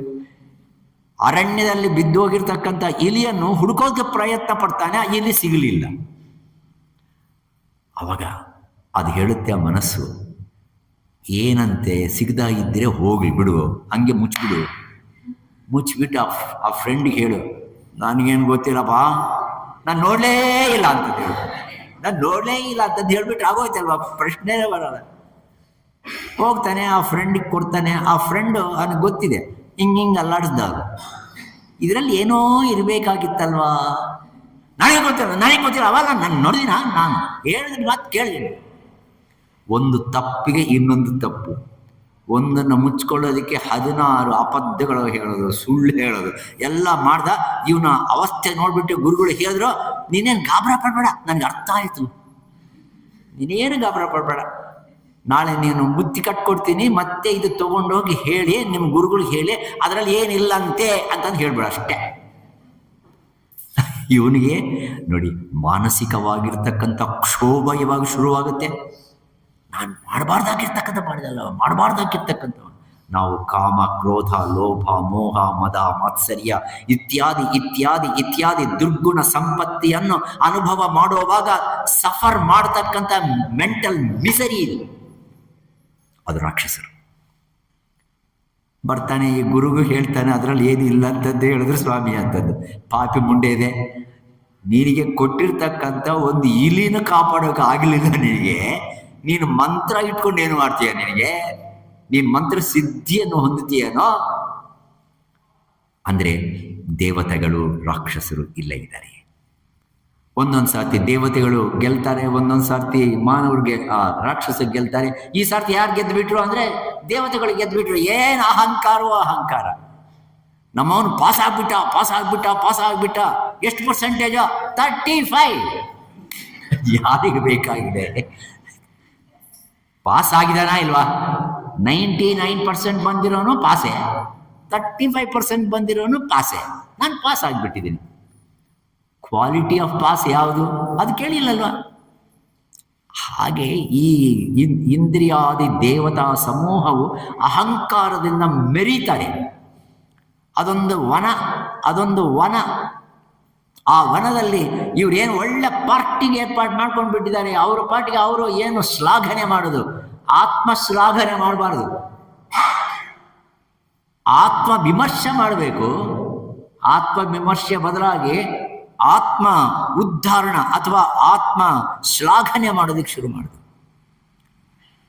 ಅವಾಗ ಯಕ್ಷಸ್ಸು ಬಂತು. ಯಕ್ಷಸ್ ಎಷ್ಟೊತ್ತು ಬಂತು? ಥಟಕ್ ಅಂತ ಒಂದು ವಿದ್ಯುಲ್ಲತ. ಯಾವಾಗಾದರೆ ಆ ವಿದ್ಯುಲ್ಲತ ಅಲ್ಲಿ ಉದ್ಭವವಾಯಿತೋ ಎಲ್ಲರಿಗೂ ಆಶ್ಚರ್ಯ. ಇದೇನಿದು, ಇದೇನಿದೆ ತಿಳುಕೊಳ್ಳೋದಕ್ಕೆ ಮೊದಲನೇ ದೇವತೆ ಯಾರು ಹೋಗಿದ್ದು? ಅಗ್ನಿ. ಯಾಕಂದರೆ ಅದು ಪ್ರಕಾಶ, ಇದು ಪ್ರಕಾಶ, ಸಮಾಂತರವಾಗಿರ್ತಕ್ಕಂಥ ಗುಣ ಇರತಕ್ಕಂಥದ್ದಾದ ಕಾರಣ ಅಗ್ನಿ ಪ್ರಕಾಶ. ಅಗ್ನಿ ನಮ್ಮಲ್ಲಿ ಎಲ್ಲಿದೆ? ನಮ್ಮಲ್ಲಿ ಅಗ್ನಿ ಎಲ್ಲಿದೆ? ನಮ್ಮಲ್ಲಿ ಅಗ್ನಿ ಶರೀರಾದ್ಯಂತವೂ ಇದೆ. ಟೆಂಪರೇಚರ್ ಶರೀರಾದ್ಯಂತವೂ ಇದೆಯೋ ಇಲ್ವಾ? ಇದು ವ್ಯಾಪಕ ಅಗ್ನಿ. ಇನ್ನೊಂದು ಅಗ್ನಿ ಇದೆ ನಮಗೆ, ಜಠರಾಗ್ನಿ. ಹೊಟ್ಟೆ ಕಿಚ್ಚಿ ಇದೆಯಲ್ವಾ, ಅದು ಜಠರಾಗ್ನಿ. ಅಷ್ಟೇ ಅಲ್ಲ, ಇದು ಆದಮೇಲೆ ಆಪೋಜ್ಯೋತಿ ಇದಲ್ವಾ? ಆಪೋಜ್ಯೋತಿ, ಆಪಸ್ಸೂ ಇದೆ, ಅದರಲ್ಲಿ ಏನಿದೆ? ಜ್ಯೋತಿನೂ ಇದೆ. ಆಪಸ್ಸು ಮಾತ್ರ ಇದ್ದು ಜ್ಯೋತಿ ಇಲ್ದಾಗಿದ್ರೆ ಜ್ಞಾನ ಇಲ್ಲ. ಜ್ಞಾನಕ್ಕೆ ಏನು ಬೇಕು ಅಂದರೆ ಆಪಸ್ಸೂ ಬೇಕು, ಜ್ಯೋತಿನೂ ಬೇಕು. ಆಪೋಜ್ಯೋತಿ ಇದು. ಅಷ್ಟೇ ಅಲ್ಲ, ಇಲ್ಲಿ ಯಾವ ಜ್ಯೋತಿ ಇದೆ? ಇದು ಸೂರ್ಯ ಜ್ಯೋತಿ ಇದೆ ಅಂತ. ಮತ್ತೆ ಅಗ್ನಿ ಇರತಕ್ಕಂಥ ಸ್ಥಾನ ಯಾವುದಂದ್ರೆ ಇದು ಅಗ್ನಿಗೆ ಸ್ಥಾನ. ಆ ಅಗ್ನಿ ಸ್ಥಾನದಲ್ಲಿ ಇರ್ತಕ್ಕಂಥ ಆ ಮಹಾನುಭಾವನಿಗೆ ಹೇಳ್ತಾನೆ ಇಂದ್ರ, ಹೋಗಿ ನೋಡ್ಕೊಂಡ್ ಬಾ. ಹೋಗ್ತಾನೆ, ಫೇಲ್ ಆಗ್ತಾನೆ. ಫೇಲ್ ಆಗಿಬಿಟ್ಟು ಹಿಂದೆ ಕೂತ್ಕೊಂತಾನೆ. ನೆಕ್ಸ್ಟ್ ಯಾರು ಹೋಗ್ಬೇಕು? ವಾಯು ಎಲ್ಲಿದ್ದಾನೆ? ನಮ್ಮಲ್ಲಿ ಇಲ್ಲಿನೂ ಇದ್ದಾನೆ, ಶರೀರಾದ್ಯಂತವೂ ಇದೆ ವಾಯು. ಕೆಳಗಡೆ ಇರ್ತಕ್ಕಂಥ ವಾಯುವು, ಪಿಂಡಾಂಡದಲ್ಲಿ ಇರ್ತಕ್ಕಂಥ ವಾಯುವು, ಅದು ದುರ್ವಾಸನೆ. ಬ್ರಹ್ಮಾಂಡದಲ್ಲಿರ್ತಕ್ಕಂಥ ವಾಯುವು ಪ್ರಾಣ. ಇದು ಪ್ರಾಣ, ಅದು ಅಪಾನ. ಅಪಾನವನ್ನು ಸ್ವೀಕಾರ ಮಾಡಬೇಕು, ಪ್ರಾಣವನ್ನು ಸ್ವೀಕಾರ ಮಾಡಬೇಕು. ಪ್ರಾಣವನ್ನು ಸ್ವೀಕಾರ ಮಾಡಬೇಕು, ಅಪಾನವನ್ನಲ್ಲ. ಒಂದೊಂದು ಸರ್ತಿ ಧ್ಯಾನ ಮಾಡುವಾಗ ಅವಸ್ಥೆ ಬೇಡ. ನಮ್ಮ ಹಿಂದೂಪುರದಲ್ಲಿ ಒಂದು ಸರ್ತಿ ಏನು ಮಾಡಿದ್ರು ಅಂದರೆ, ಸಿಂಹಾದ್ರಿ ಸ್ವಾಮಿಗಳವರು ಇವತ್ತು ಧ್ಯಾನ ಮಾಡೋಣಪ್ಪ, 15 ನಿಮಿಷ ಧ್ಯಾನ ಮಾಡೋಣ ಅಂತಂದು ಎಲ್ಲರೂ ಕಣ್ಣು ಮುಚ್ಕೊಂಡು ಎಲ್ಲರೂ ಏನು ನಿಷ್ಠೆಯಿಂದ ಇದ್ದಾರೆ. ಫ್ರಂಟ್ ಲೈನಲ್ಲಿ ಒಬ್ಬರು ಕೂತಿದ್ರು, ಏನು ಅವಸ್ಥೆ ಬೇಡ. ಎಲ್ಲರೂ ಕಣ್ ತೆಗೆದುಬಿಟ್ಟು ಮೇಲೆ ಅವ್ರ ಹೆಸರು ಆನಂದಯ್ಯ ಅಂತದ್ದು. ಏನು ಆನಂದಯ್ಯ ಸ್ವಾಮಿ, ನೀ ತಟ್ಕೊಳ್ಳಿ ಸ್ವಾಮಿ, ತಟ್ಕೊಳಕ್ಕೆ ಆಗೋದಿಲ್ಲ ಸ್ವಾಮಿ. ಅಂದರೆ ನಾನು ಯಾತಕ್ಕೆ ಈ ಮಾತು ಹೇಳಿದೆ ಅಂದರೆ, ಅಪಾರ ವಾಯು ಎಷ್ಟು ಬಲೀಯವಾಗಿರ್ತಕ್ಕಂಥ ರಾಕ್ಷಸ ಪಿಂಡಾಂಡದಲ್ಲಿದೆ. ಆದರೆ ಇದರಲ್ಲಿ ಬ್ರಹ್ಮಾಂಡದಲ್ಲಿ ಇರ್ತಕ್ಕಂಥ ವಾಯುವು ಪ್ರಾಣಶಕ್ತಿಯನ್ನು ಕೂಡಿದೆ. ಅಂಥ ಪ್ರಾಣಮಯವಾಗಿರ್ತಕ್ಕಂಥ ಪ್ರಾಣ ಶಕ್ತಿಯನ್ನು ಸೂಚನೆ ಮಾಡುವ ವಾಯುವನ್ನು ಕಳಿಸ್ತಾನೆ ಇಂದ್ರ. ನೀವು ನೋಡ್ಕೊಂಡು ಬಾರ. ಫೇಲ್ ಆಗ್ತಾನೆ. ಫೇಲ್ ಆಗಿ ಹಿಂದಕ್ಕೆ ಬರ್ತಾನೆ. ಕೊನೆಗೆ ಯಾರು ಹೋಗ್ಬೇಕು? ಇಂದ್ರ. ಇವನು ರಾಜ. ಇಂದ್ರ ರಾಜ, ದೇವತೆಗಳಿಗೆ ರಾಜ. ಮನಸ್ಸೇ ಇಂದ್ರ, ಇನ್ಯಾರೂ ಅಲ್ಲ. ಯಾರು? ಮನಸ್ಸು. ಎಲ್ಲ ಇಂದ್ರಿಯಗಳಿಗೆ ಅಧಿಪತಿ ಯಾರು? ಮನಸ್ಸು. ಆ ಮನಸ್ಸಂತಕ್ಕಂಥ ಇಂದ್ರನು ಹೋದ ತಕ್ಷಣವೇ ಆ ಯಕ್ಷಸ್ಸು ಮಾಯವಾಗುತ್ತೆ. ಗೋಚರವಾಗುವುದಿಲ್ಲ. ಒಂದು ಶಬ್ದ ಬರುತ್ತೆ, ಆಕಾಶವಾಣಿ. ಸಾಮಾನ್ಯವಾಗಿ ಆಕಾಶವಾಣಿ ಅಂದರೆ ಆಕಾಶದಲ್ಲಿ ಇರುವ ವಾಣಿ. ನಮ್ಮ ರೇಡಿಯೋಗೆ ಏನು ಹೆಸರು? ಆಕಾಶವಾಣಿ. ಆಕಾಶವಾಣಿ ಹೇಳುತ್ತೆ, ಇಂದ್ರ ನೀನು ಯುದ್ಧದಲ್ಲಿ ಎಲ್ಲ ದೇವತೆಗಳ ಸಹಾಯದಿಂದ ನೀನು ಗೆದ್ದಿದೀಯಂತಕ್ಕಂಥ ಸೊಕ್ಕಿದೆ ನಿನಗೆ. ಆದರೆ ನೀನು ಗೆಲ್ಲಬೇಕಾದ್ರೆ ಅದಕ್ಕೆ ನೀಡಿರ್ತಕ್ಕಂಥ ಶಕ್ತಿ ಯಾರೋ ಅಲ್ಲ, ಪರಬ್ರಹ್ಮ ಸ್ವರೂಪಕವಾಗಿರ್ತಕ್ಕಂಥ ವಿದ್ಯುಲ್ಲತ ರೂಪಕವಾಗಿರ್ತಕ್ಕಂಥದ್ದು ತಕ್ಷಣ ಚಕ್ಕಂತ ಬಂದಿದೆಯಲ್ಲ, ಅದು ಬ್ರಹ್ಮಶಕ್ತಿ. ಯಾವಾಗಲೂ ಪ್ರತ್ಯಕ್ಷವಾಗೋದು ಜಸ್ಟ್ 1 ಸೆಕೆಂಡ್ ಸಾಕು. ಆ 1 ಸೆಕೆಂಡಲ್ಲಿ ನೀನು ನಿನ್ನ ಮನಸ್ಸನ್ನು ಲಯ ಮಾಡಿದ್ರೆ ಮನಸ್ಸು ಕರಿಗೆ ಹೋಗುತ್ತೆ. ಎಲೆಕ್ಟ್ರಿಸಿಟಿ ವೈರ್ ದೊಡ್ಡದು ಹೋಗ್ತಾ ಇದೆ, ಅದನ್ನು ಸ್ವಲ್ಪ ಮುಟ್ಕೊಳ್ಳೋಣ, ಸ್ವಲ್ಪ ಮುಟ್ಕೊಳ್ಳೋಣ ಅಂತ ಸ್ವಲ್ಪ ಒಂದು ಕ್ಷಣ ಮುಟ್ಕೊಳ್ಳಿ, ಏನಾಗುತ್ತೆ? ಔಟ್. ಹಾಗೆ ಯಸ್ಯ ಬ್ರಹ್ಮ ವಿಚಾರಣೈ ಕ್ಷಣಮಪಿ ಸ್ಥೈರ್ಯಂ ಮನಃ ಪ್ರಾಪ್ನುಯಾತ್. ಮನಸ್ಸು ಆ ವಿದ್ಯುಲ್ಲತವಾಗಿರ್ತಕ್ಕಂಥ ಆ ಬ್ರಹ್ಮ ವಸ್ತುವಿನ ಸ್ಪರ್ಶ ಒಂದು ಸಾರ್ತಿ ಆದರೆ ಸಾಕು, ಅದೇನಾಗುತ್ತೆ ಅಂದರೆ ಬ್ರಹ್ಮ ವಸ್ತುವೇ ಆಗುತ್ತೆ. ಆದ ಕಾರಣ ಆ ಶಕ್ತಿಯಿಂದ ನೀವೆಲ್ಲ ಕೆಲಸ ಮಾಡಿದಿರಿ, ವಿಜಯವನ್ನು ಸಾಧನೆ ಮಾಡಿದಿರಿ. ನಿಮಗೆ ಬಂದಿರತಕ್ಕಂಥ ಅಭಿಮಾನ, ದುರಭಿಮಾನ, ದುರಹಂಕಾರ ನಿಮಗೆ ಸಲ್ಲ, ನಿಮಗೆ ಇರಬಾರದು. ನನಗೆ ಯಾತಕ್ಕೆ ಬಂತು ಸ್ವಾಮಿ? ದೇವತೆಗಳಿಗೆ ಹತ್ರನೇ ಯಾತಕ್ಕೆ ಬಂತು? ನೀವು ದೇವತೆಗಳು ಆದ ಕಾರಣ ನಿಮ್ಮನ್ನು ರಕ್ಷಣೆ ಮಾಡೋದಕ್ಕೋಸ್ಕರವಾಗಿ ಆ ದೇವರು ನಿಮ್ಮನ್ನು ಮಾಡಿದರು. ರಾಕ್ಷಸನ ರಕ್ಷಣೆ ಮಾಡೋದಕ್ಕಲ್ಲ. ಕಾಮಕ್ರೋಧಾದಿಗಳನ್ನು ರಕ್ಷಣೆ ಮಾಡ್ತಕ್ಕಂಥ ಬಾಧ್ಯತೆ ಭಗವಂತನಿಗಿಲ್ಲ. ಮತ್ತೆ ಭಗವಂತನಿಗೆ ಬಾಧ್ಯತೆ ಏನು ಅಂದರೆ ಧರ್ಮವನ್ನು ಸ್ಥಾಪನೆ ಮಾಡೋದು. ನಾವು ಹೇಳ್ತೀವಲ್ವ, ಧರ್ಮವನ್ನು ಸ್ಥಾಪನೆ ಮಾಡೋದಕ್ಕೆ ಯದಾ ಯದಾ ಹಿ ಧರ್ಮಸ್ಯ ಗ್ಲಾನಿರ್ಭವತಿ ಭಾರತ ಅಭ್ಯುತ್ಥಾನಮಧರ್ಮಸ್ಯ ತದಾತ್ಮಾನಂ ಸೃಜಾಮ್ಯಹಂ. ಮಮ ಸೃಜಾಮಿ, ನಾನು ಹುಟ್ಟುತ್ತೀನಿ, ನಾನು ಅವತಾರವನ್ನು ಮಾಡ್ಕೊಂಡು ಬರ್ತೀನಿ. ಕಾರಣ ಧರ್ಮವನ್ನು ಪ್ರತಿಷ್ಠಾಪನೆ ಮಾಡೋದಕ್ಕೆ. ಧರ್ಮವನ್ನು ಪ್ರತಿಷ್ಠಾಪನೆ ಮಾಡ್ತಕ್ಕಂಥ ಏಜೆಂಟ್ಸ್ ಯಾರು? ದೇವತೆಗಳು.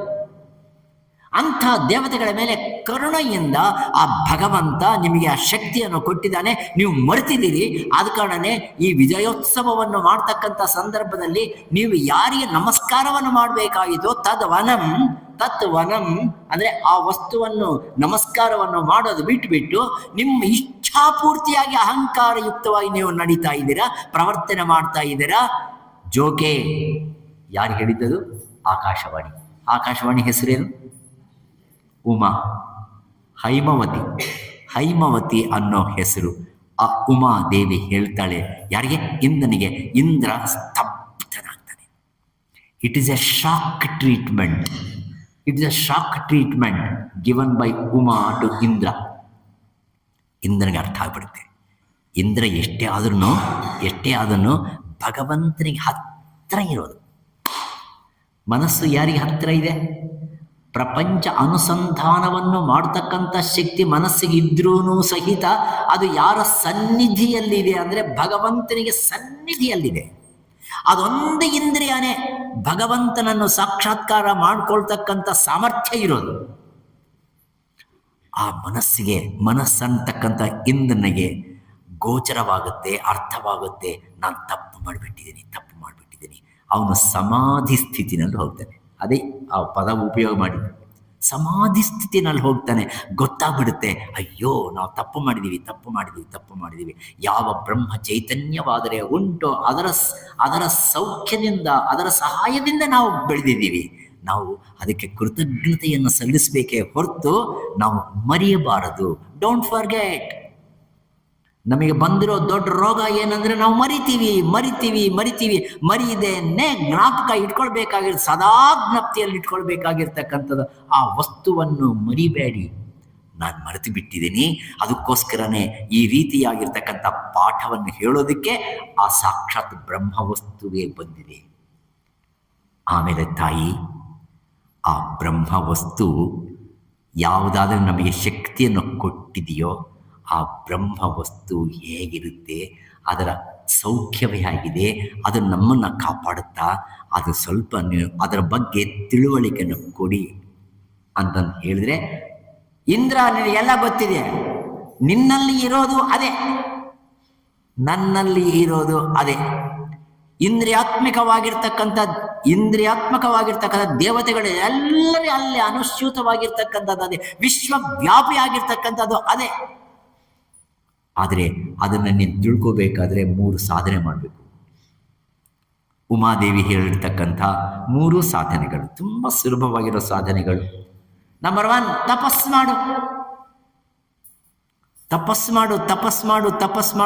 ಮಾಡ್ತಾ ಇದ್ರೆ ಆಗೋದಿಲ್ಲ. ವಿದ್ಯಾರ್ಥಿಗಳು ತಪಸ್ಸು ಮಾಡಬೇಕು. ಓದೋದೇ ತಪಸ್ಸು, ಅರ್ಥ ಮಾಡ್ಕೊಳ್ಳೋದೇ ತಪಸ್ಸು, ಬರ್ಕೊಳ್ಳೋದೇ ತಪಸ್ಸು, ಪರೀಕ್ಷೆ ಮಾಡೋದೇ ತಪಸ್ಸು, ಮಾಡಿಸ್ಕೊಳ್ಳೋದೇ ತಪಸ್ಸು. ಒಬ್ಬ ಗೃಹಿಣಿ ತಾನು ಮಾಡದೇ ಬೇಕಾಗಿರ್ತಕ್ಕಂಥ ಕರ್ತವ್ಯಗಳನ್ನು ನಿಷ್ಠೆಯಿಂದ ಸದಾಚಾರ ಸಂಪನ್ನವಾಗಿ ಮಾಡೋದೇ ಅದು ನಿಜವಾಗಿರ್ತಕ್ಕಂಥ ತಪಸ್ಸು. 3 ರೀತಿಯಾಗಿರ್ತಕ್ಕಂಥ ತಪಸ್ಸು. ಒಂದು ಶಾರೀರಿಕ ತಪಸ್, ಎರಡನೇದು ವಾಚಕ ತಪಸ್, ಮೂರನೇದು ಮಾನಸಿಕ ತಪಸ್. ನಾನು ಜಾಸ್ತಿ ಹೇಳೋಕೆ ಹೋಗಲ್ಲ. ಆ ತಪಸ್ಸು 3 ಇವೆ. ಆ 3 ಭಗವಂತ ಹೇಳಿದ್ದಾನೆ ಶ್ರೀಕೃಷ್ಣ ಭಗವದ್ಗೀತೆಯಲ್ಲಿ. ದೇವ ದ್ವಿಜ ಗುರು ಪ್ರಾಜ್ಞಃ ಪೂಜನಂ ಶೌಚಂ ಆರ್ಜವಂ ಸತ್ಯಮಹಿಂಸಾ ಚ ಶಾರೀರಂ ತಪೋಚ್ಯತೆ. ಇದೆಲ್ಲ ನೀನು ಮಾಡೋದಾದರೆ ಇದು ಶಾರೀರಿಕ ತಪಸ್ಸಾಗುತ್ತಪ್ಪ. ಅದನ್ನು ಆಚರಣೆ ಮಾಡಿ. ಮತ್ತು ವಾಚಕ ತಪಸ್ಸು ಎರಡನೇದಿದೆ, ಅದೂ ಇಂಪಾರ್ಟೆಂಟೇ. ಅನುದ್ವೇಗಕರಂ ವಾಕ್ಯಂ ಸತ್ಯಂ ಪ್ರಿಯಹಿತಂ ಚಯತು ಸ್ವಾಧ್ಯಾಯಾಭ್ಯಸನಂಚೈವ ವಾಂಗ್ಮಯಂ ತಪವುಚ್ಯತೆ. ಈ ಮಾತುಗಳು ಮಾತನಾಡ್ತಕ್ಕಂಥ ಸಂದರ್ಭದಲ್ಲಿ ಉದ್ವೇಗವೂ ಬೇಡ.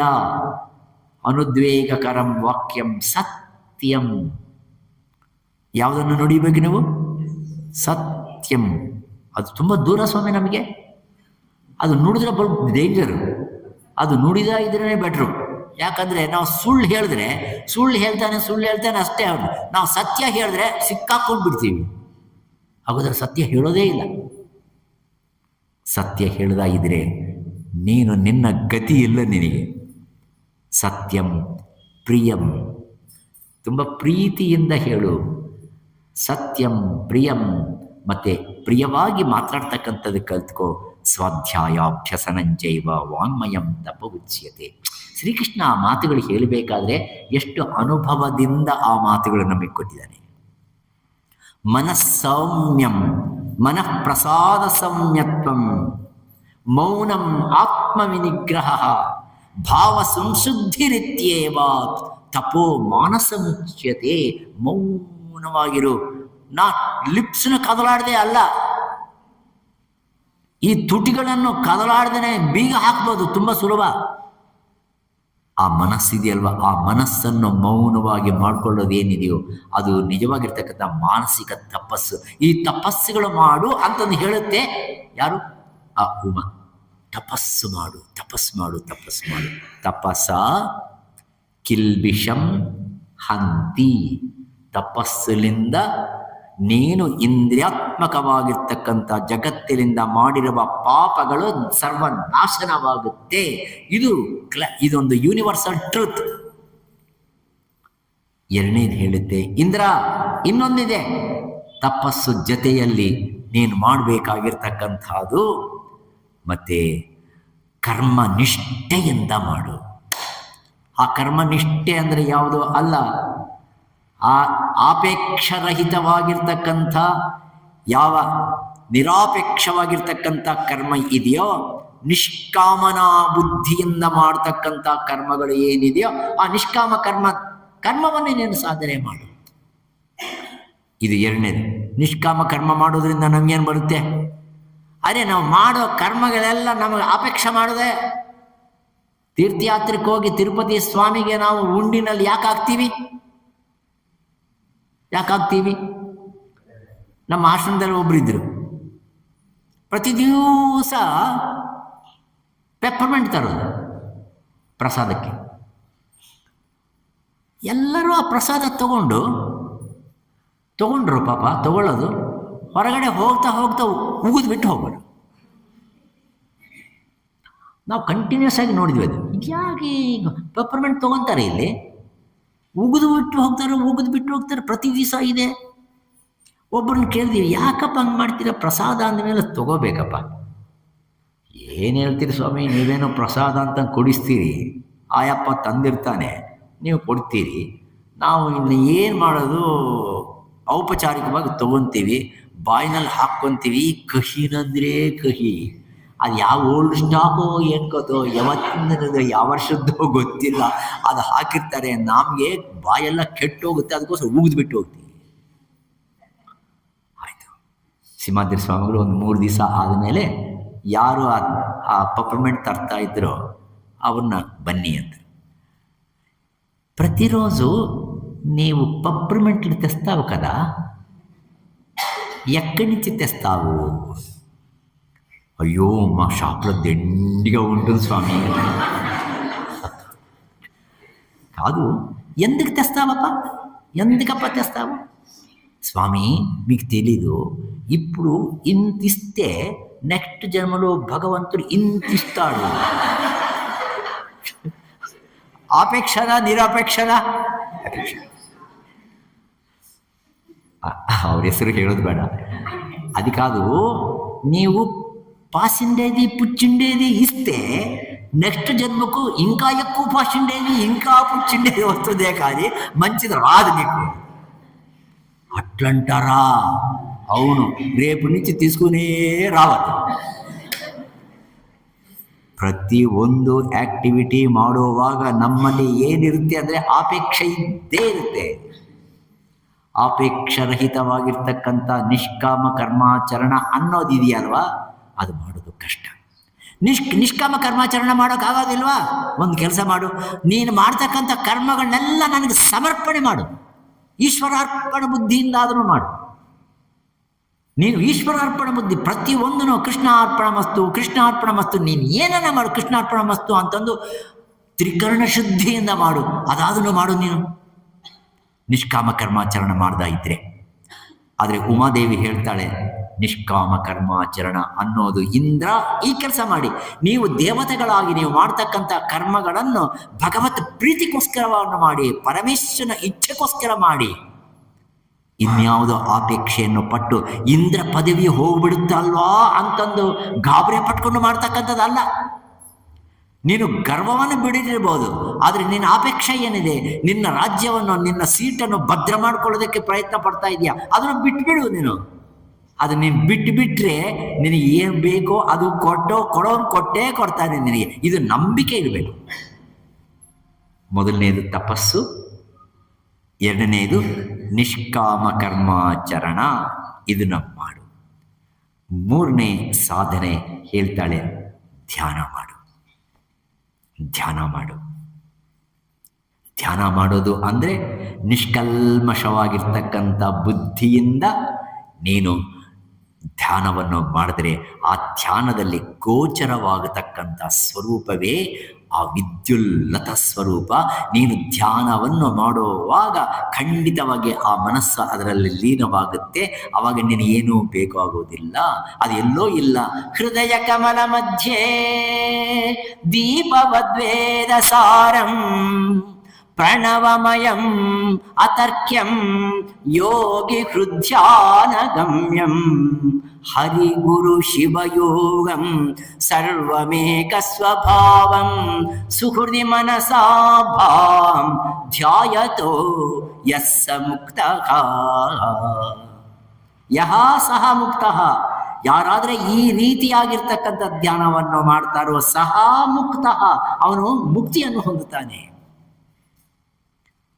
ಆವಾಗ ಇಂದ್ರನಿಗೆ ಅರ್ಥ ಆಗುತ್ತೆ, ಅರೆ ಆ ಸ್ವರೂಪವೇ ನಾನಲ್ವ, ಆ ಸ್ವರೂಪವೇ ನಾನಲ್ವ. ಮತ್ತು ಆ ಸ್ವರೂಪದಲ್ಲಿ ನಾನು ತಲ್ಲೀನರಾದರೆ ನಿಜವಾಗಿರ್ತಕ್ಕಂಥ ಮುಕ್ತಿ ನನಗೆ ಲಭ್ಯವಾಗುತ್ತೆ. ತಾಯಿ, ನಾವು ಆ ಕೆಲಸವನ್ನು ನಾವು ಮಾಡ್ತೀವಿ. ಆ ಸ್ವರೂಪ ಯಾವುದೋ ಅಲ್ಲ, ಅದು ನೀನೇ ಆಗಿದೆಯಾ. ನಿಮ್ಮಲ್ಲಿ ಎಲ್ಲರಲ್ಲಿ ಇದೆ, ಅದರಲ್ಲಿ ಎಲ್ಲವೂ ಇದೆ. ಸರ್ವಭೂತಸ್ಥಮಾತ್ಮಾನಂ ಸರ್ವಭೂತಾನಿ ಚಾತ್ಮನಿ ಈಕ್ಷತೆ ಯೋಗಯುಕ್ತಾತ್ಮ ಸರ್ವತ್ರ ಸಮದರ್ಶಿನಃ. ಆದ ಕಾರಣನೇ ನರಹರಿ ಸದ್ಗುರು ಸ್ವಾಮಿಗಳವರೊಂದು ಹಾಡನ್ನು ಹೇಳಿದರು. ಆ ಹಾಡು ಹೇಳಿಬಿಟ್ಟು ನಾನು ಮುಗಿಸ್ತೇನೆ. ಬ್ರಹ್ಮಾಗೂ ನಿನಗೂ ಭೇದಿಲ್ಲ, ಕೇಳೆಲೋ ಬಾಲ, ಬ್ರಹ್ಮಾಗೂ ನಿನಗೂ ಭೇದಿಲ್ಲ. ಬ್ರಹ್ಮವು ಎಂಬುದು ಬೇರೆ ಇಲ್ಲ, ಬ್ರಹ್ಮತ್ವಂ ಎಂಬುದು ವೇದಗಳಲ್ಲ. ಬ್ರಹ್ಮವೇ ನೀ ಶ್ರುತಿ ಸಾರುವುದಲ್ಲ, ಧರ್ಮವು ಕರ್ಮವು ನಿನಗೇನಿಲ್ಲ. ಬ್ರಹ್ಮಗೂ ನಿನಗೂ ಭೇದಿಲ್ಲ. ಕೇಳೆಲೋ ಬಾಲ, ಬ್ರಹ್ಮಗೂ ನಿನಗೂ ಭೇದಿಲ್ಲ. ವೇದದ ಕೊನೆಯಲ್ಲಿ ಹೇಳಿದ ವಾಕ್ಕು ಬೋಧಕರಿಂದಲೇ ತಿಳಿಯಲು ಬೇಕು.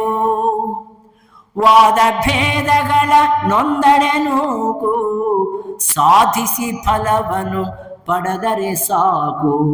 ಬ್ರಹ್ಮಗೂ ನಿನಗೂ ಭೇದಿಲ್ಲ.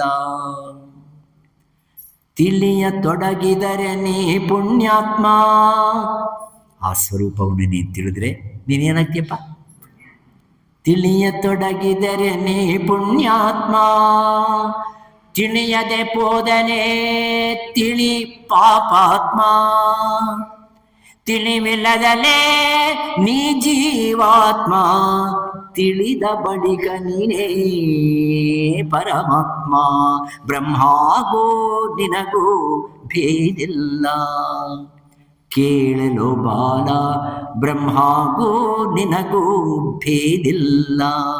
ಇದಕ್ಕೆ ಎಕ್ಸ್ಪ್ಲನೇಷನ್ ಬೇಕಾಗಿಲ್ಲ. ಇದು ಕೇಳ್ತಾ ಇದ್ದೀರ ಸಾಕು ಅನ್ನಿಸ್ತೆ. ಕೇಳಿ ಕೇಳಿ ಕೇಳಿ ಕೇಳಿ ಆ ಬ್ರಹ್ಮ ವಸ್ತುವಿನ್ಯಾವುದೋ ಅಲ್ಲ. ನಾನಾಗಿದ್ದೇನೆ, ಮತ್ತೆ ನಾನಾಗಿದ್ದೇನೆ ಅದಲ್ಲ. ಅದು ಬಂತು ಅಂದರೆ ಹೋಯ್ತು. ನಮ್ಮ ಯತೀಶ್ ಹೇಳ್ತಾ ಇದ್ರು, ಅಹಂಕಾರ ಬಂದರೆ ಎಷ್ಟು ತಾಪತ್ರೆ ಆಗುತ್ತೆ ಅಂತ. ಒಂದು ಚಿಕ್ಕ ಕತೆ ಹೇಳೋರು ನಮ್ಮ ಅಪ್ಪವರು. ಒಬ್ಬ ಜಟ್ಕಾ ಬಾಲ ಇದ್ರಂತೆ, ಜಟ್ಕಾ ಓಡ್ಸ. ಇನ್ನೊಬ್ಬ ಬ್ರಾಹ್ಮಣ ಜ್ಞಾನಿ. ಆ ಜ್ಞಾನಿ ಎಂಥವನು ಅಂತಂದ್ರೆ ನಿಮ್ಗೆ ಗೊತ್ತಾಗುತ್ತೆ. ಅಹಂ ಬ್ರಹ್ಮಾಸ್ಮಿ, ಅಹಂ ಬ್ರಹ್ಮಾಸ್ಮಿ, ಅಹಂ ಬ್ರಹ್ಮಾಸ್ಮಿ ಹೇಳ್ತಾ ಹೋಗ್ತಾ ಇದ್ದಾನೆ ಬಜಾರಲ್ಲಿ ಹೇಳ್ತಕ್ಕಂಥ ಮಾತಲ್ಲ ಅದು. ತನ್ನಲ್ಲಿ ತಾನು ಸುಖಿಯಾಗಿ ತಾನು ಬ್ರಹ್ಮ ವಸ್ತು ಆಗಿದ್ದೀನಿ ಅಂತಕ್ಕಂಥ ಅನುಭೂತಿಯನ್ನು ಹೊಂದಿ ಅವನು ಸಾಕ್ಷಾತ್ಕಾರವನ್ನು ಹೊಂದಿ ಎಷ್ಟು ತನ್ನನ್ನು ಮೈ ಮರೆಯಬೇಕಾಗಿರ್ತಕ್ಕಂಥ ಪರಿಸ್ಥಿತಿ ಅದು. ಅದು ಬಿಟ್ಟು ಪ್ರಪಂಚದಲ್ಲಿ ಅಹಂ ಬ್ರಹ್ಮಾಸ್ಮಿ, ಅಹಂ ಬ್ರಹ್ಮಾಸ್ಮಿ, ಅಹಂ ಬ್ರಹ್ಮಾಸ್ಮಿ ಹೋಗ್ತಾ ಇದ್ದಾನೆ. ಅಹಂ ಬ್ರಹ್ಮಾಸ್ಮಿ. ಆ ಜಟ್ಕಾವಾಲ ಬರ್ತಾ ಇದ್ದಾನೆ. ಅವನು ಮೈ ಜಟ್ಕಾವಾಲ ಹೂ, ಮೈ ಜಟ್ಕಾವಾಲ ಹೂ, ಮೈ ಜಟ್ಕಾವಾಲ ಹೂ ಅಂತ ಅವ್ನು ಕೂಗ್ತಾ ಬರ್ತಾ ಇದ್ದಾನೆ. ಇವ್ನು ನೋಡ್ದ, ಏನೇ ಆ ಜಟ್ಕ ಓಡಿಸ್ತಾ ಇದೆಯಾ, ಎಲ್ಲರಿಗೂ ಅರ್ಥ ಆಗ್ತಾ ಇದೆಯಲ್ವಾ, ಇನ್ನೇ ಮತ್ತೆ ಜಟ್ಕಾವಾಲ ಅಂತೀಯ ಅಲ್ವಾ? ಯಾಕೋ ಜಟ್ಕಾವಾಲ ಅಂತೀಯ? ಅವಾಗ ಜಟ್ಕಾವಾಲ ಹೇಳ್ತಾನೆ, ಜಟ್ಕಾವಾಲ ಯಾರು? ಕೃಷ್ಣ ಅಲ್ವಾ? ಜಟ್ಕಾವಾಲ ಯಾರು?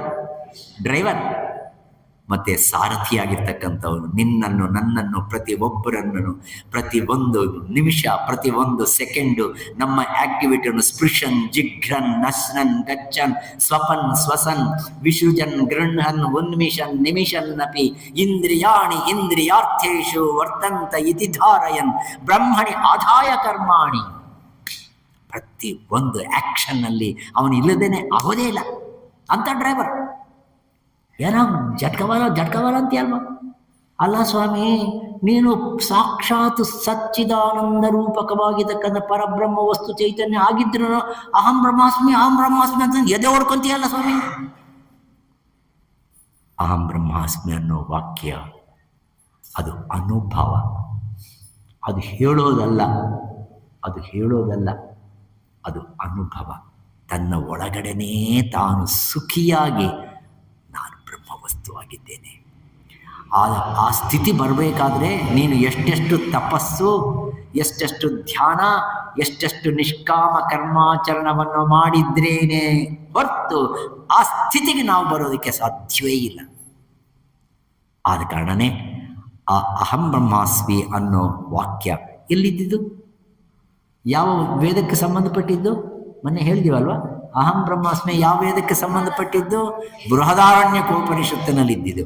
ಅದು ಯಾವ ವೇದಕ್ಕೆ ಸಂಬಂಧಪಟ್ಟಿದ್ದು? ವೇದದ ಕೊನೆಯಲ್ಲಿ ಹೇಳಿದ ವಾಕ್ಕು ಬೋಧಕರಿಂದಲೇ ತಿಳಿಯಲು ಬೇಕು. ವಾದ ಭೇದಗಳ ನೊಂದಡೆ ನೂಕು ಸಾಧಿಸಿ ಫಲವನ್ನು ಪಡೆದರೆ ಸಾಕು. ಬ್ರಹ್ಮಗೂ ನಿನಗೂ ಭೇದಿಲ್ಲ. ಕೇಳಲು ಬಾಲ ಬ್ರಹ್ಮಗೂ ನಿನಗೂ ಭೇದಿಲ್ಲ. ಕೇನೋಪನಿಷತ್ತಿನಲ್ಲಿ ಆ ಉಮಾ ಮಾತೆ, ಕರುಣಾಮಯಿ ಆಗಿರ್ತಕ್ಕಂಥ ಆ ಮಾತೆ ಇಂದ್ರನಿಗೆ ಈ ವಿಷಯಗಳೆಲ್ಲ ಹೇಳುತ್ತೆ. ಆಮೇಲೆ ತದ್ವನಂ ನೀನು ಈ ಮಂತ್ರವನ್ನು ಹೇಳು ಇಂದ್ರ. ತದ್ವನಂ ಅಂದರೆ ಸಾಮಾನ್ಯವಾಗಿ ತತ್ ಅಂದರೆ ಅದು, ವನಂ ಅಂದರೆ ತೋಟ. ಅದು ಎಂಥದ್ದು, ಅದು ತೋಟ, ಅದು ತೋಟ ಅನ್ನೋದ ಮಂತ್ರ? ವನಂ ಅಂದರೆ ನಮಸ್ಕಾರ. ಇನ್ನೊಂದು ಅರ್ಥ ಸಂಸ್ಕೃತದಲ್ಲಿ ವನಂ ಅಂದರೆ ನಮಸ್ಕಾರ. ತತ್ ಅಂದರೆ ಅದು ಯಾವುದದು? ಯಾವುದು ಇಷ್ಟು ತನಕ ಕೇನೇಷಿತಂ ಪ್ರೀತಿತಂ ಪತತಿ ಅಂತಂದು ಹೇಳಲ್ಪಟ್ಟಿದೆಯೋ, ಯಾವ ಬ್ರಹ್ಮ ವಸ್ತು ಇದೆಯೋ ಆ ಬ್ರಹ್ಮ ವಸ್ತುವನ್ನು ಅದು ತದ್ವಿದ್ಧಿ ಪ್ರಣಿಪಾತೇನ ಪರಿಪ್ರಶ್ನೇನ ಸೇವೆಯ ಉಪದೇಕ್ಷಂತಿ ತೇ ಜ್ಞಾನಂ ಜ್ಞಾನಿನಃ ತತ್ವದರ್ಶಿನಃ. ಆ ತತ್ ಅನ್ನೋ ಸ್ವರೂಪ, ಸತ್ ಅನ್ನೋ ಸ್ವರೂಪ, ತತ್ ಸತ್ ಸಾಮಾನ್ಯವಾಗಿ ಓಂ ತತ್ಸಂ ತತ್ಸತ್ ಓಂ ತತ್ಸರ್ವಂ ಬ್ರಹ್ಮಾರ್ಪಣಮಸ್ತು ಅಂತೀವಲ್ವ. ತತ್ತು ಅನ್ನೋದು ಸತ್ತು ಅನ್ನೋದು ಈ ಎರಡೂ ಏಕವಾಗಿರ್ತಕ್ಕಂಥ ಸ್ವರೂಪವೇ ಹೊರತು ಅನ್ಯವಲ್ಲ. ಆ ಸ್ವರೂಪವೇ ನಾನಾಗಿದ್ದೇನೆ, ನಾನಾಗಿದ್ದೇನೆ, ನಾನಾಗಿದ್ದೇನೆ. ಅಂಥ ಜ್ಞಾನವನ್ನು ಕೊಡುವ ಉಪನಿಷತ್ತೇ ಕೇನೋಪನಿಷತ್ತು. ಮತ್ತು ನೀವು ಬ್ರಹ್ಮವಸ್ತುವಾಗಿದ್ದೀರಿ ಅಂದರೆ ನೀವು ಹೆಂಗೆ ವ್ಯವಹಾರ ಮಾಡಬೇಕು? ರಾಕ್ಷಸರ ಥರ ವ್ಯವಹಾರ ಮಾಡಬೇಕಾ? ದೇವತೆಗಳ ತರಹ ವ್ಯವಹಾರ ಮಾಡಬೇಕಾ? ದೇವಾದಿದೇವನಾಗಿರ್ತಕ್ಕಂಥವನಾಗಿ ನೀವು ವ್ಯವಹಾರ ಮಾಡಬೇಕಾ? ನಿಮ್ಮ ವ್ಯವಹಾರಗಳಲ್ಲಿ ನೀವು ಆ ಭಗವಂತನ ಆಶೀರ್ವಾದದಿಂದ ನಾವು ಪ್ರತಿಯೊಂದು ಆ್ಯಕ್ಷನ್ನ ಮಾಡ್ತಾ ಇದ್ದೀವಿ ಅನ್ನುವ ಪ್ರಜ್ಞೆ, ಅನ್ನುವ ತಿಳುವಳಿಕೆ, ಅನ್ನುವ ನಿಜವಾಗಿರ್ತಕ್ಕಂಥ ಅವೇರ್ನೆಸ್ ಪ್ರತಿ ಕ್ಷಣವೂ ನಮ್ಮಲ್ಲಿ ಇರೋದಾದರೆ ಅದು ನಿಜವಾಗಿ ಬ್ರಹ್ಮ ವಸ್ತುವಾಗುತ್ತೆ. ಅದೇ ಕೇನೋಪನಿಷತ್ತಿನ ನಿಜವಾಗಿರ್ತಕ್ಕಂಥ ಉದ್ದೇಶ. ಅಂಥ ಉದ್ದೇಶವನ್ನು ಈ ಕೇನೋಪನಿಷತ್ತನ್ನು ಒಂದು ಸಾರ್ತಲ್ಲ 10 ಸಾರ್ತಿ ಕೇಳಿ ಕೇಳಿ ಕೇಳಿ ಕೇಳಿ ಒಂದು ಸಾರ್ತಿ ಆದರೆ ಜ್ಞಾಪಕ ಇರೋದಿಲ್ಲ. ನನಗೆ ಗೊತ್ತಿದೆ, ಮತ್ತೆ ಇನ್ನೊಂದು ವರ್ಷ ಆದಮೇಲೆ ಇದೇ ಹೇಳಿದ್ರೆ ಅದೇನೋ ಹೊಸದಾಗಿದ್ದಂಗಿದೆಯಲ್ವಾ? ಅದು ಹೊಸದಾಗಿರಬಾರ್ದು. ಮನನವನ್ನು ಮಾಡಿ ನಿತಿಧ್ಯಾಸನ ಪರರಾಗ್ತಕ್ಕಂಥ ಸದ್ಬುದ್ಧಿ ಸದ್ಗುರುನಾಥನು ನಿಮಗೆಲ್ಲರಿಗೂ ಕೊಟ್ಟು ಕಾಪಾಡಲಿ. ಈ 5-6 ದಿವಸ ಒಳ್ಳೆ ಪನಿಷ್ಮೆಂಟ್ ತೊಗೊಂಡಿದ್ದೀರಿ, ಕ್ಷಮಿಸಿ. ನಾನು ನಿಮಗನ್ನ ಪನಿಷ್ಮೆಂಟ್ಗೋಸ್ಕರ ನಾನು ನಿಮಗೆ ತಿಷ್ಠೆ ಹಾಕಿ ಏನೋ ಒಂದು ಒಳ್ಳೆಯ 4 ಮಾತು ಹೇಳೋಣ ಅನ್ನೋ ಉದ್ದೇಶ. ಮಾತಾಜಿಯವರಿಗೆ ನನಗೂ ಒಂದು ಸನ್ನಿಹಿತವಾಗಿರ್ತಕ್ಕಂಥ ಒಂದು ಆಸೆ ಇದೆ.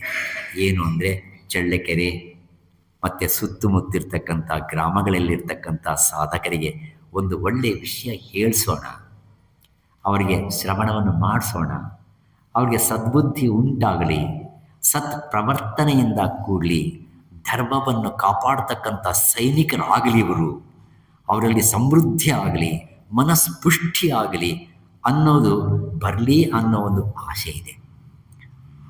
ಮಾತಾಜಿಯವರು ಈ ಊರಿಗೆ ಸುಮಾರು 20 ವರ್ಷ ಹಿಂದೆ ಬಂದರು ಅಂತ ಕಾಣಿಸ್ತೀವಿ. ಏಕಾಕಿಯಾಗಿ ಬಂದರು.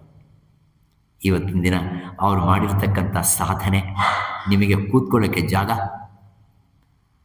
ಒಳ್ಳೆಯ ವಿಷಯ ಕೇಳೋದಕ್ಕೆ ಒಂದು ಒಳ್ಳೆಯ ಪರಿಸರ, ಆ ವೈಬ್ರೇಷನ್ಸ್ ಇರ್ತಕ್ಕಂಥ ಸ್ವಾಮಿಗಳವರ ಪ್ರತಿಷ್ಠಾಪನೆ, ಒಳ್ಳೆಯ ಪ್ರಸಾದ ಅದನ್ನು ಕೊಡಿಸ್ತಾರೆ. ಒಳ್ಳೆಯ ಪ್ರಸಾದ ಅಷ್ಟೇ ಅಲ್ಲದೆ ತುಂಬ ಆತ್ಮೀಯತೆಯಿಂದ ಮಾತಾಡಿ ನಿಮ್ಮ ಕಷ್ಟ ಸುಖಗಳ ಮಧ್ಯದಲ್ಲಿ ಅವರು ಒಂದಾಗಿ ಇದ್ದು ನಿಮಗೆ ಸಲಹೆ ಸೂಚನೆಗಳನ್ನು ಕೊಟ್ಟು ನಿಮ್ಮ ವೃದ್ಧಿಗೆ, ನಿಮ್ಮ ಸಮೃದ್ಧಿಗೆ, ನಿಮ್ಮ ಶಾಂತಿಗೆ ಶಾಂತಿ ದೂತರಾಗಿ ಇಲ್ಲಿಗೆ ಬಂದಿದ್ದಾರೆ. ಮತ್ತು ಯಾರಿಗೆ ಚಿರಋಣಿಯಾಗಿರ್ಬೇಕು? ನಾವು ಮಾತಾಜಿಯವರಿಗೆ ಚಿರಋಣಿಯಾಗಿರಬೇಕು. ಅದೇ ರೀತಿಯಾಗಿ ನಾನು ನರಹರಿ ನಗರದಲ್ಲಿ ಸಂಕಲ್ಪ ಮಾಡಿರ್ತಕ್ಕಂಥ ಭಗವತ್ ಸಂಕಲ್ಪವನ್ನು ಮಾಡಿರ್ತಕ್ಕಂಥದ್ದು, ಅದು ಅನುಷ್ಠಾನಕ್ಕೆ ಬರಬೇಕಾದರೆ ನಿಜವಾಗಿರ್ತಕ್ಕಂಥ ಸ್ಫೂರ್ತಿ ಮಾತಾಜಿಯವರು. ನಿಜವಾಗಿ ಅದರಲ್ಲಿ ಎರಡನೇ ಮಾತಿಲ್ಲ. ಒಬ್ಬಂಟಾಗಿ ಬಂದು ಇಲ್ಲಿ ಕೂತ್ಕೊಂಡು ಶತಾಯ ಗತಾಯ ನಾನು ಮಾಡೇಬೇಕು. ಶಾರದಾ ಮಾತೆ ಇಲ್ಲಿ ಪ್ರತಿಷ್ಠಾಪನೆ ಮಾಡಿದ್ರು ಮಾಡ್ಬೋದಾಗಿತ್ತು, ಪಕ್ಕದ ಊರಿನಲ್ಲಿ ಮಾಡ್ಬೋದಾಗಿತ್ತು. ಇಲ್ಲೇ ಮಾಡಬೇಕಂತಂದೇನಿದೆ? ಮತ್ತು ಇಲ್ಲೇ ಬಂದು ಆ ಕೆಲಸವನ್ನು ಮಾಡಿದ್ದಾರೆ ಅಂದರೆ ನಾವು ಖಂಡಿತವಾಗಿ ಮೆಚ್ಚಬೇಕಾಗಿರ್ತಕ್ಕಂಥ ವಿಷಯ. ಅವರು ಮಾಡ್ತಕ್ಕಂಥ ಸೇವೆಯನ್ನು ನೀವು ಒಳ್ಳೆಯ ಬುದ್ಧಿಯಿಂದ ಮಧುರವಾಗಿರ್ತಕ್ಕಂಥ ಹೃದಯದಿಂದ ಸ್ವೀಕಾರ ಮಾಡಿದ್ರೆ ಅವರ ಜನ್ಮ ಚರಿತಾರ್ಥ ಮತ್ತು ನಮ್ಮ ಜನ್ಮನೂ ಚರಿತಾರ್ಥವಾಗುತ್ತೆ. ಆದ ಕಾರಣ ಈ ಸದ್ಭಾವನೆಗಳನ್ನು ನೀವು ವೃದ್ಧಿಪಡಿಸಿಕೊಂಡು ಶ್ರೀ ರಾಮಕೃಷ್ಣ ಪರಮಹಂಸ, ಶಾರದಾ ಮಾತೆ ಮತ್ತು ವಿವೇಕಾನಂದ ಸ್ವಾಮೀಜಿಯವರ ಪೂರ್ಣವಾಗಿರ್ತಕ್ಕಂಥ ಆಶೀರ್ವಾದ ಅನುಗ್ರಹವನ್ನು ಹೊಂದಿ ಕೃತಾರ್ಥರಾಗ್ತಕ್ಕಂಥ ಸದ್ಬುದ್ಧಿ ನಿಮಗೆಲ್ಲರಿಗೂ ಕೊಟ್ಟು ಕಾಪಾಡಲಿ. ಸ್ಮರಣಪೂರ್ವಕವಾಗಿರ್ತಕ್ಕಂಥ ಕೃತಜ್ಞತೆಗಳನ್ನು ತಿಳಿಸಿ ಈ 4 ವಾಕ್ಪುಷ್ಪಗಳನ್ನು ಶಾರದಾ ಮಾತೆಯ ದಿವ್ಯ ಪಾದಾರವಿಂದಗಳಿಗೆ ವಿನಮ್ರನಾಗಿ ಸಮರ್ಪಣೆಯನ್ನು ಮಾಡಿ.